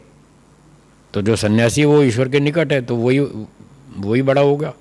उसमें वैराग्य है, सेवा है, परोपकार है, दान है, दया है, बहुत सारे गुण हैं जो उसको बड़ा बनाते हैं। गृहस्थी में ये गुण सन्यासी की तुलना में कम मात्रा में, इसलिए वो छोटा माना जाएगा। तो सच तो यही है, लोग माने ना माने उनकी मर्जी, वो उनकी इच्छा है। ठीक है जी, हो गया स्पष्ट। तो अब सांख्य दर्शन में कपिल मुनि जी ने कहा कि ये रास्ता है, जन्म लेना बंद करो तो ही दुखों से छूट पाएंगे। अब क्या उपाय है? कारण क्या? जन्म लिया क्यों? अविद्या कारण है, अविवेक। सांख्य दर्शन में अविवेक नाम है उसका, जिसको योग दर्शन में अविद्या कहा है। अविद्या और अविवेक शब्द का एक ही मतलब है। अविद्या मिथ्या ज्ञान, भ्रांति, इल्यूजन, ठीक है, ये बंधन का कारण है। संसार में दुख बहुत है और माने बैठे हैं सुख अधिक, ये अविद्या है। इसी वजह से हमको संसार में बार बार जन्म लेने की इच्छा है। तो जब तक ये अविद्या रहेगी, इच्छा बनी रहेगी, तब तक अगला जन्म लेते रहेंगे, तब तक दुख भोगते रहेंगे। तो दुख का या जन्म लेने का कारण बताया अविद्या। सभी शास्त्रों में यही बताया, सांख्य हो, न्याय हो, योग हो, कोई भी हो, सब में यही कारण है, अविद्या बंधन का कारण है। सांख्य में बताया था बंधो विपर्ययात, बंधन मिथ्या ज्ञान से, विपर्य ज्ञान से है, और ज्ञानान मुक्ति, तत्व ज्ञान से मुक्ति होती है। तो उपाय क्या है? तत्व ज्ञान। वास्तविक उपाय तत्व ज्ञान है। तत्व ज्ञान का मतलब तीन वस्तुओं को ठीक ठीक समझना। हाँ बेटा, प्रसिद्धि बताओ क्या बोला? तत्व ज्ञान का मतलब सभी वस्तुओं को ठीक ठीक समझ। हाँ, सभी कितनी? तीन। कौन सी तीन? कौन सी हैं? अनादि तत्व तीन कौन से हैं? ईश्वर, आत्मा और प्रकृति। बस ये तीन को ही तो समझना है।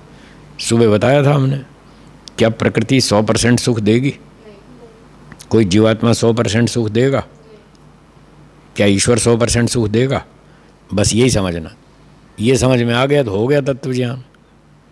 हमें चाहिए 100%, वो केवल ईश्वर देगा, तो हम किसके पीछे भागेंगे? ईश्वर के। बस इसका नाम वैराग्य है। जब ये समझ में आएगा तो इसका नाम तत्व ज्ञान है। समझ में आने के बाद फिर हम संसार को छोड़ देंगे और ईश्वर के पीछे भागेंगे, ये वैराग्य है। तो ज्ञान से वैराग्य उत्पन्न होगा। ज्ञान कारण है, वैराग्य उसका फल है। जब तत्व ज्ञान हो गया, तीनों चीज़ समझ में आ गई, तो फिर अंदर से आवाज़ आएगी ना कि हमें 100% चाहिए, तो वो ईश्वर ही दे सकता है, तो ईश्वर के पीछे भागो। जब भागना शुरू करेंगे वो वैराग्य है। दुनिया छोड़ देंगे और इस तरफ चलेंगे, ये वैराग्य है।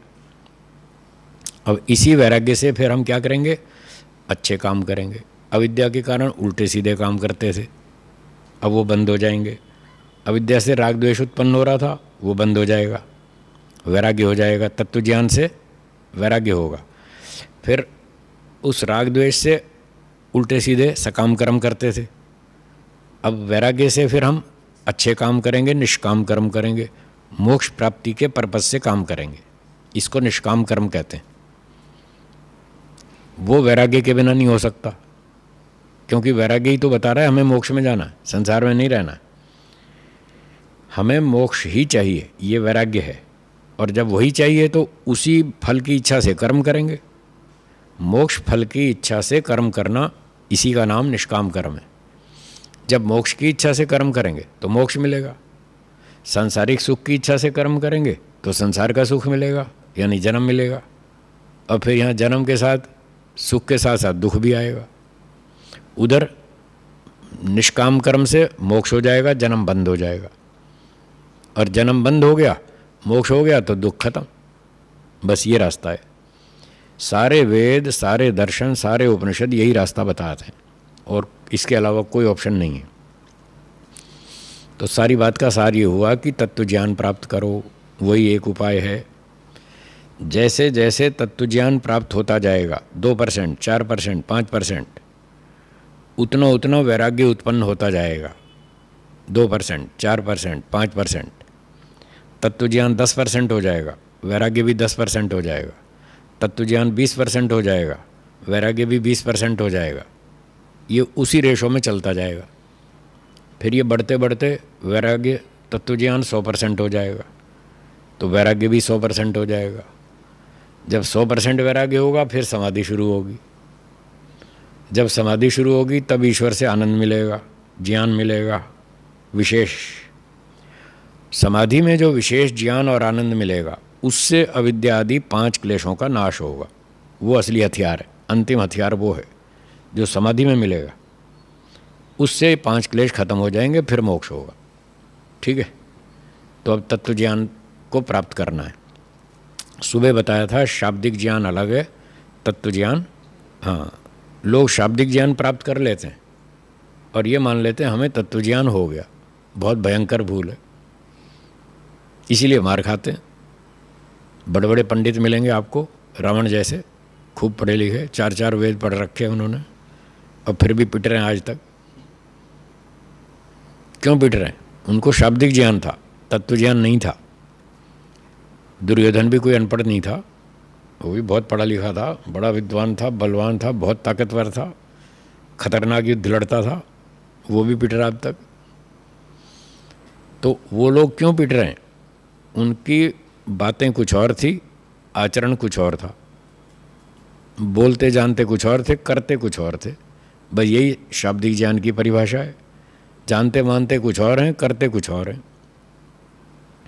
तो इससे काम नहीं चलेगा। श्री राम जी की पूजा हो रही है आज तक, करो लाखों साल हो गए, और रावण को गालियां पड़ रही हैं। हर साल उसके पुतले जलते हैं। तो राम जी की पूजा क्यों हो रही है? उनमें तत्व ज्ञान था, उन्होंने वैसा आचरण किया जो वो जानते मानते बोलते थे, वैसा करते थे। वो करते थे, अच्छे काम किए उन्होंने, माता पिता की सेवा की, प्रजा की रक्षा की, दुष्टों को दंड दिया, अच्छों की रक्षा की, सम्मान किया, इसलिए अच्छा आचरण किया, तो उनकी पूजा हो रही है। यही काम श्री कृष्ण जी ने किया। उन्होंने भी न्याय से सारा जीवन जिया, दुष्टों के धुर्रे उड़ाए, चाहे सगा मामा ही क्यों ना हो, किसी को नहीं छोड़ा। नो पार्शियलिटी, जो घोटाला करेगा उसको लटका देंगे, लटका दिया कईयों को। तो उन्होंने न्याय से काम किया, इसलिए उनका भी सम्मान हो रहा है। तो इस प्रकार से वो थे क्षत्रिय। तो क्षत्रिय से फिर आगे ऊपर उठना पड़ेगा, ब्राह्मण बनना पड़ेगा। मोक्ष प्राप्ति के लिए ब्राह्मण बनना पड़ेगा। ब्राह्मण बन के वेदों की विद्या पढ़कर उसको फिर वैराग्य वाले स्तर पर लाना पड़ेगा, फिर संन्यास लेना पड़ेगा, फिर मोक्ष हो जाएगा। जी बोलिए। अगर सारे शास्त्र एक ही बात बोलते हैं, इतने सारे अलग अलग पुस्तकें क्यों हैं? 4 वेद हैं, 11 उपनिषद हैं, बहुत सारे ब्राह्मण हैं, इतना अलग अलग शास्त्र क्यों है?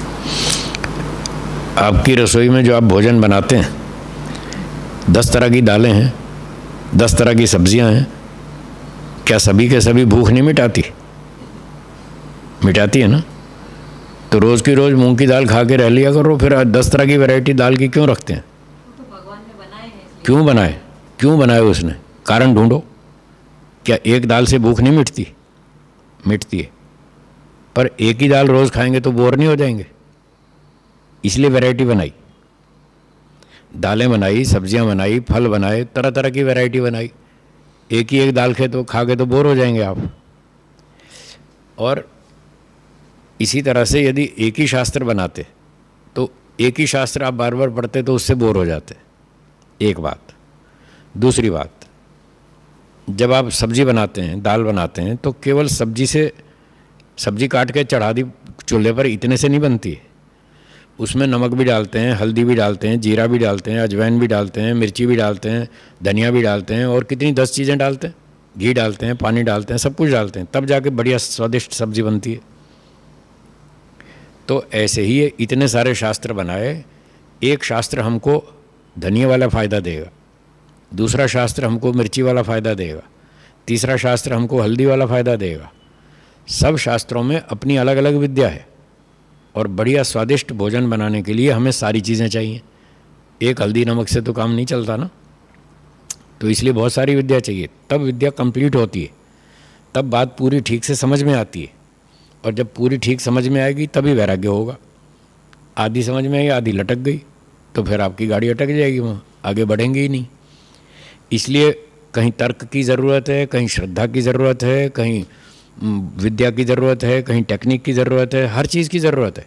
इसलिए अलग अलग शास्त्र बनाए, ये कारण। मतलब सारे शास्त्र जब तक नहीं पढ़ेंगे तब तक हम इनकम्प्लीट। मोक्ष के लिए जितने आवश्यक हैं उतने तो पढ़ने पड़ेंगे, अगर उतने नहीं पढ़े तो इनकम्प्लीट। बाकी मोक्ष के अलावा बहुत दुनिया में विद्याएं हैं। डॉक्टर बनो, इंजीनियर बनो, पायलट बनो, वकील बनो, साइंटिस्ट बनो, सैकड़ों विद्याएं हैं। वो मोक्ष के लिए आवश्यक नहीं है, वो मोक्ष के लिए आवश्यक नहीं है। आपको डॉक्टर बनना कंपलसरी नहीं है। बिना डॉक्टर बने आप मुक्ति में जा सकते हैं, बिना पायलट बने आपका मोक्ष हो सकता है, बिना साइंटिस्ट बने आपका मोक्ष हो सकता है। आपको हर फील्ड में टॉप पर जाने की ज़रूरत नहीं है।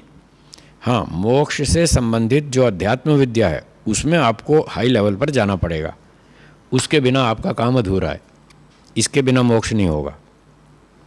तो इसके लिए हमारे पास 4, 5, 6 दर्शन हैं, 10-11 उपनिषद हैं, सत्यार्थ प्रकाश है, मनुस्मृति है, भाष्य भूमिका है, थोड़ा वेद भी है। इतना मिनिमम सिलेबस हमको कंप्लीट करना पड़ेगा, इसके बिना बात समझ में नहीं आएगी, तत्व ज्ञान नहीं होगा।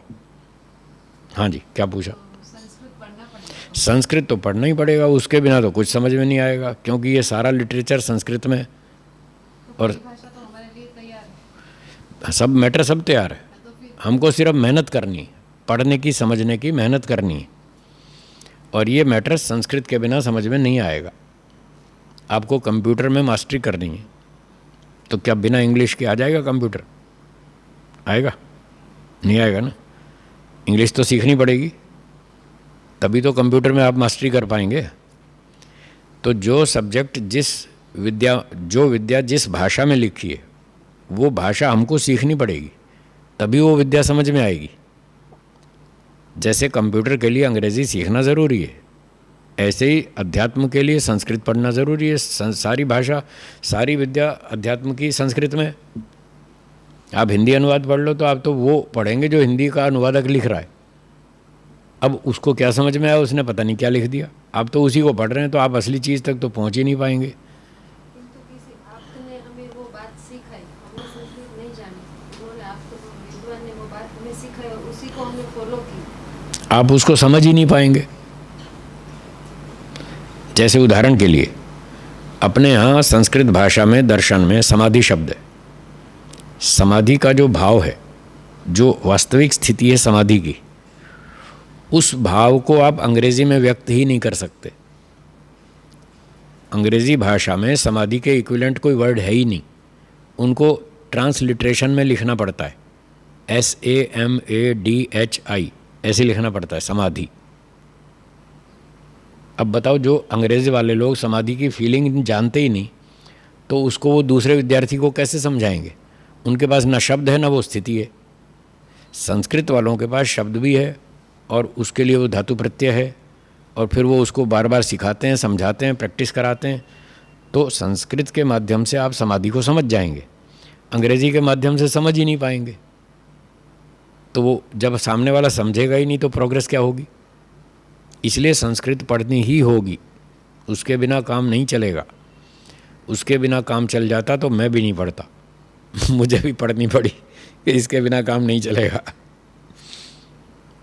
लेकिन आप तो हमें समझा रहे हैं, सब सिखा रहे हैं, तो फिर क्या जरूरत है? ये तो स्पेसिमन है, ये तो नमूना है, खाली आपको थोड़ा चिंगारी लगाने के लिए। चिंतन तो हमें ही करना पड़ेगा। करना तो आपको पड़ेगा।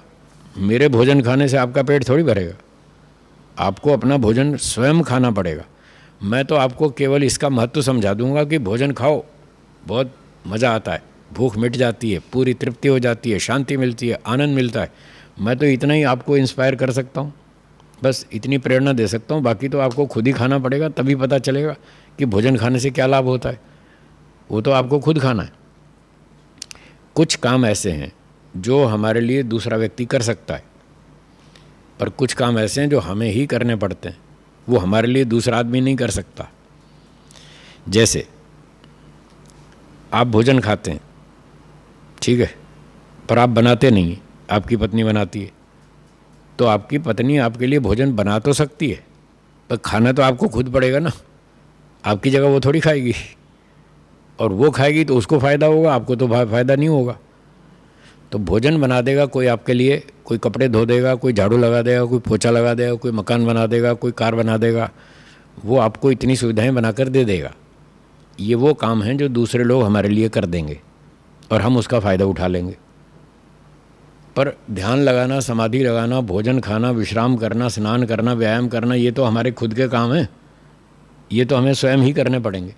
तो समाधि आपको स्वयं लगानी पड़ेगी, उसके लिए वैराग्य और तत्व ज्ञान भी आपको स्वयं प्राप्त करना पड़ेगा, और उसके लिए संस्कृत भी पढ़नी पड़ेगी। इसके बिना वहाँ तक पहुँच नहीं पाएंगे। जैसे भले हमने संस्कृत ना पढ़ी है, लेकिन अभी आप समझा रहे हैं कि राग द्वेष नहीं करना चाहिए। संस्कृत में उसको चाहे कुछ भी कहा हो, ठीक है, ठीक है, तो आपने समझा दिया, आ गया, हमने राग द्वेष का न करने का एक पालन कर लिया, कर लिया, भी ले लिया, कर लिया, हमें रिजल्ट तो मिलने वाला ही मिल जाएगा। 20%, संस्कृत सीखे, 20%, 30%। वहाँ पे क्यों अटकेंगे? इसलिए कि राग द्वेष क्या है, उसकी गहराई को आप पकड़ नहीं पाएंगे।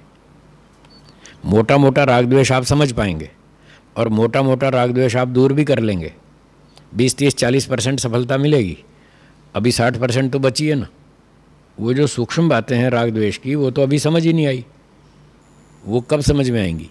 जब आप संस्कृत पढ़ेंगे, जब आप संस्कृत में दर्शन पढ़ेंगे। अभी तो हिंदी में पढ़ रहे हैं।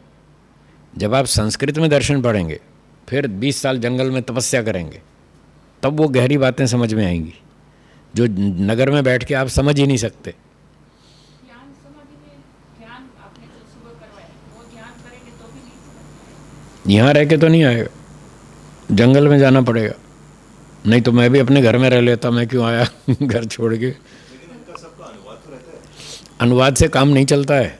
वेदों का अनुवाद है, आप उपनिषद, दर्शन सुनिए का अनुवाद है। सुनिए, आप अंग्रेज़ी में शेक्सपियर का नावल पढ़िए और उसका हिंदी अनुवाद पढ़िए, क्या दोनों में एक जैसा मज़ा आएगा? अब देखो मना कर रहे हैं ना। ओरिजिनल लैंग्वेज में जो आप शेक्सपियर के नावल का मज़ा लेंगे वो अनुवाद में नहीं आएगा। बस यही बात मैं कह रहा हूँ, जो ओरिजिनल संस्कृत में आप सीखेंगे वो हिंदी अनुवाद में नहीं सीख सकते। जैसे महर्षि ने इतने सारे आप 10 साल प्रैक्टिकल करके देखो, मेरी बात समझ में आ जाएगी। करते तो कुछ है नहीं, फिर ऐसे क्या समझ में आएगा? खाली बातें बनाते रहो।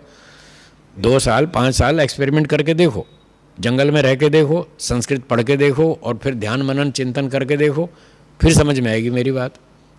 बोलिए। जैसे महर्षि ने अब कुरान की जो अनुवाद किया, जो अपने सत्या प्रकाश में लिखा, सारी इतनी सारी सूक्ष्म बातें, वो सब अरबी तो पढ़ के नहीं किया, हाँ, नहीं किया। तो अनुवाद पढ़ के ही किया। वो उतना उनको डीप में जाने की ज़रूरत नहीं थी, मोटे मोटे सिद्धांत समझने थे, उतने उतने तो उन्होंने अनुवाद से समझ लिए। पर यहाँ मोटे मोटे से काम नहीं चलेगा, यहाँ तो पूरी बाल की खाल उतारनी है। अगर कुरान की पूरी गहराई में जाना हो, बाल की खाल उतारनी हो, तो फिर अरबी पढ़नी पड़ेगी। उन्होंने तो उतार दी थी, उन्होंने पूरी नहीं उतारी। बहुत ज़्यादा उन्होंने, बहुत काफी। नहीं, वो अलग एंगल है, वो अलग एंगल है। जो मैं कह रहा हूँ वो अलग चीज़ है। किसी भी, अब जैसे मान लो आपने उर्दू अरबी नहीं सीखी, तो जो एक उर्दू अरबी जानने वाला व्यक्ति है, वो जो उर्दू अरबी का शेर बोलता है और दूसरा भी समझता है उस भाषा को, वो भी वो सुनेगा, ये शेर बोलेगा वो सुनेगा। तो जो अरबी उर्दू जानता है उसको जो समझ में आएगा, आपको उसका हिंदी ट्रांसलेशन करवा देंगे तो उतना मज़ा नहीं आएगा। ये बात मैं कहना चाहता हूँ। अगर किसी चीज़ की पूरी गहराई में जाना हो तो वो लैंग्वेज भी चाहिए, उस लैंग्वेज में वो सारे भाव अभिव्यक्त होते हैं। तो ये तो सारी विद्या है ही संस्कृत में, और आपको इसकी पूरी गहराई में जाना है तो संस्कृत तो पढ़नी पड़ेगी। उसके बिना आप पूरी गहराई में उतर ही नहीं पाएंगे। मोटा मोटा समझ लेंगे, 20-30-40% समझ लेंगे। अब देखिए, आपने सत्यार्थ प्रकाश पढ़ ली, ठीक है, 1 बार पढ़ ली, 2 बार पढ़ ली, उसके बाद फिर आपने सांख्य दर्शन पढ़ लिया, योग दर्शन पढ़ लिया, कुछ न्याय भी पढ़ लिया। अब ये दर्शन पढ़ने के बाद अब सत्यार्थ प्रकाश फिर से पढ़िए, अब आपको बहुत फ़र्क दिखेगा। तो क्यों फ़र्क आया? इसीलिए तो आया ना कि आपने कुछ ओरिजिनल टेक्स्ट भी पढ़ा और समझा। तो जब आप दर्शन को पढ़ने के बाद सत्यार्थ प्रकाश पढ़ेंगे तो आपकी समझने का स्तर बिल्कुल अलग होगा। और केवल हिंदी में सत्यार्थ प्रकाश पढ़ेंगे बिना दर्शन पढ़े तो उसमें बहुत थोड़ा समझ में आएगा। बस यही बात मैं यहाँ कहना चाहता हूँ कि जब तक संस्कृत नहीं पढ़ेंगे तब तक आप उपनिषद की गहराई में नहीं जा पाएंगे। इसलिए संस्कृत ज़रूरी है। और फिर आप 2 साल करके देखो तो आपको पता चल जाएगा। बहुत सी बातें तो प्रैक्टिकल करने से ही समझ में आती हैं, शाब्दिक ज्ञान से नहीं आती। जो लोग समाधि में जाते हैं वो संस्कृत के माध्यम से ही उस जी हाँ, तक पहुंचते जी हाँ, जिसको समाधि लगानी हो, चाहे अमेरिका का हो चाहे जर्मनी का हो, उसको संस्कृत पढ़नी पड़ेगी। हैं। बुद्ध सब हो गए, इन्होंने थोड़ी बहुत संस्कृत नहीं पढ़ी, दूसरी भाषा पढ़ी जो संस्कृत से मिलती जुलती थी। क्या कौन सी पाली भाषा थी ना? हाँ, पाली पढ़ी ना, वो पाली संस्कृत से ही तो बिगड़ी हुई। और फिर उसका उतना उन्होंने गहराई में जाना भी, पर पूरा तो नहीं पहुंच पाए। चाहे बुद्ध हो, चाहे जैन हो, चाहे कोई नानक देव जी हो, चाहे कोई भी हो, ये इनमें से कोई भी पूरा नहीं पहुंचा। ना मीराबाई, ना कोई रईदास, ना कोई संत ज्ञानेश्वर, ना संत तुकाराम, ना जलाराम बापा, कोई भी नहीं पहुंचा। क्योंकि इन्होंने संस्कृत नहीं पढ़ी, इन्होंने वेद नहीं पढ़ा, इन्होंने दर्शन नहीं पढ़ा। अगर ये सब लोग इतना पढ़ जाते तो महर्षि दयानंद की तरह होते। ये भी उसी पटरी पे होते। जैसे ऋषि दयानंद जी ने पढ़े तो उनकी योग्यता देखो, पर इन लोगों ने नहीं पढ़ा इसलिए वो भटक गए। कोई 20% ठीक चला, कोई 30% ठीक चला, कोई 50% ठीक चला, फिर मुड़ गए, इधर उधर भटक गए। समझ में आई बात? पर ऐसा कहा जाता है कि वेद या उपनिषद सामान्य संस्कृत में नहीं है। हाँ, नहीं, वेद तो कठिन ऊंची संस्कृत में है, उपनिषद सामान्य संस्कृत में है, और कुछ उसमें व्याकरण दूसरा भी लागू होता है। तो उसके लिए आपको संस्कृत तो पढ़नी पड़ेगी, चाहे सामान्य पढ़ो चाहे विशेष पढ़ो, पढ़नी तो पड़ेगी ना। सामान्य पढ़ें फिर विशेष की योग्यता प्राप्त करें। हाँ, सामान्य पढ़ेंगे तो सामान्य ज्ञान होगा। हाँ, लौकिक संस्कृत पढ़ेंगे तो आपको दर्शन थोड़ा बहुत समझ में आएगा, उपनिषद भी थोड़ा बहुत समझ में आएगा। पूरा गहराई में उतरना हो तो फिर अष्टाध्यायी, व्याकरण, महाभाष्य, निरुक्त सारे पढ़ने पड़ेंगे, तब जाके पल्ले पड़ेगा। अब इतना तो टाइम है नहीं आपके पास, ना समय है, ना इतना अवसर है, ना बुद्धि है, ना क्षमता है, 20 काम उलझे हुए हैं। तो फिर इस समय इतना ही हो सकता है, शॉर्टकट में जितना मोटी मोटी संस्कृत सीख सकते हैं उतना सीखो, और जितना उसके माध्यम से दर्शन को समझ सकते हैं समझो। फिर जितना इस जन्म में होगा सो होगा, बाकी बचा हुआ अगले जन्म में। एक जन्म में तो मुक्ति होती नहीं, कुछ पहले से लगा रखे हैं, कुछ ये लगाएंगे, कुछ बचा हुआ काम आगे जन्म में करेंगे, 2-4 जन्म और मेहनत करेंगे, हो जाएगा मोक्ष। हरीश भाई कह रहे थे अभी एक जन्म में तो नहीं होने वाला, सही बात है। विशेष संस्कृत पढ़नी ही पड़ेगी। पढ़ेगी, और कोई रास्ता नहीं है, और कोई रास्ता नहीं है। सारे ऋषियों ने संस्कृत पढ़ी, सारे लोग ऋषियों ने सबने संस्कृत पढ़ी और रास्ता बता गए, ये रास्ता है मोक्ष का, उसमें लिख गए संस्कृत पढ़ो। तो पढ़नी पड़ेगी। आप कह रहे हैं आप्तवचन, ये आप्तवचन है ना, वो जब कह रहे हैं पढ़ो तो फिर पढ़नी पड़ेगी। ठीक है जी, चलो अब कल सूत्र शुरू करेंगे। अभी भूमिका अच्छी बन गई कि हमें मोक्ष में जाना है, 3 दुखों से छूटना है, संसार में सुख कम और दुख अधिक है, और यहाँ रहना ठीक नहीं है, मोक्ष में रहना ठीक है। उसके लिए हमें तत्व ज्ञान प्राप्त करना पड़ेगा, ईश्वर, आत्मा और प्रकृति, संसार को समझना पड़ेगा। जब ये तत्व ज्ञान हो जाएगा तो वैराग्य होगा, वैराग्य से निष्काम कर्म होगा, निष्काम कर्म से मोक्ष होगा, और मोक्ष के बाद फिर सुख मिलेगा और दुख सारे छूट जाएंगे। ठीक है, तो यहीं विराम देते हैं। एक बार ओम का उच्चारण करेंगे। ओम।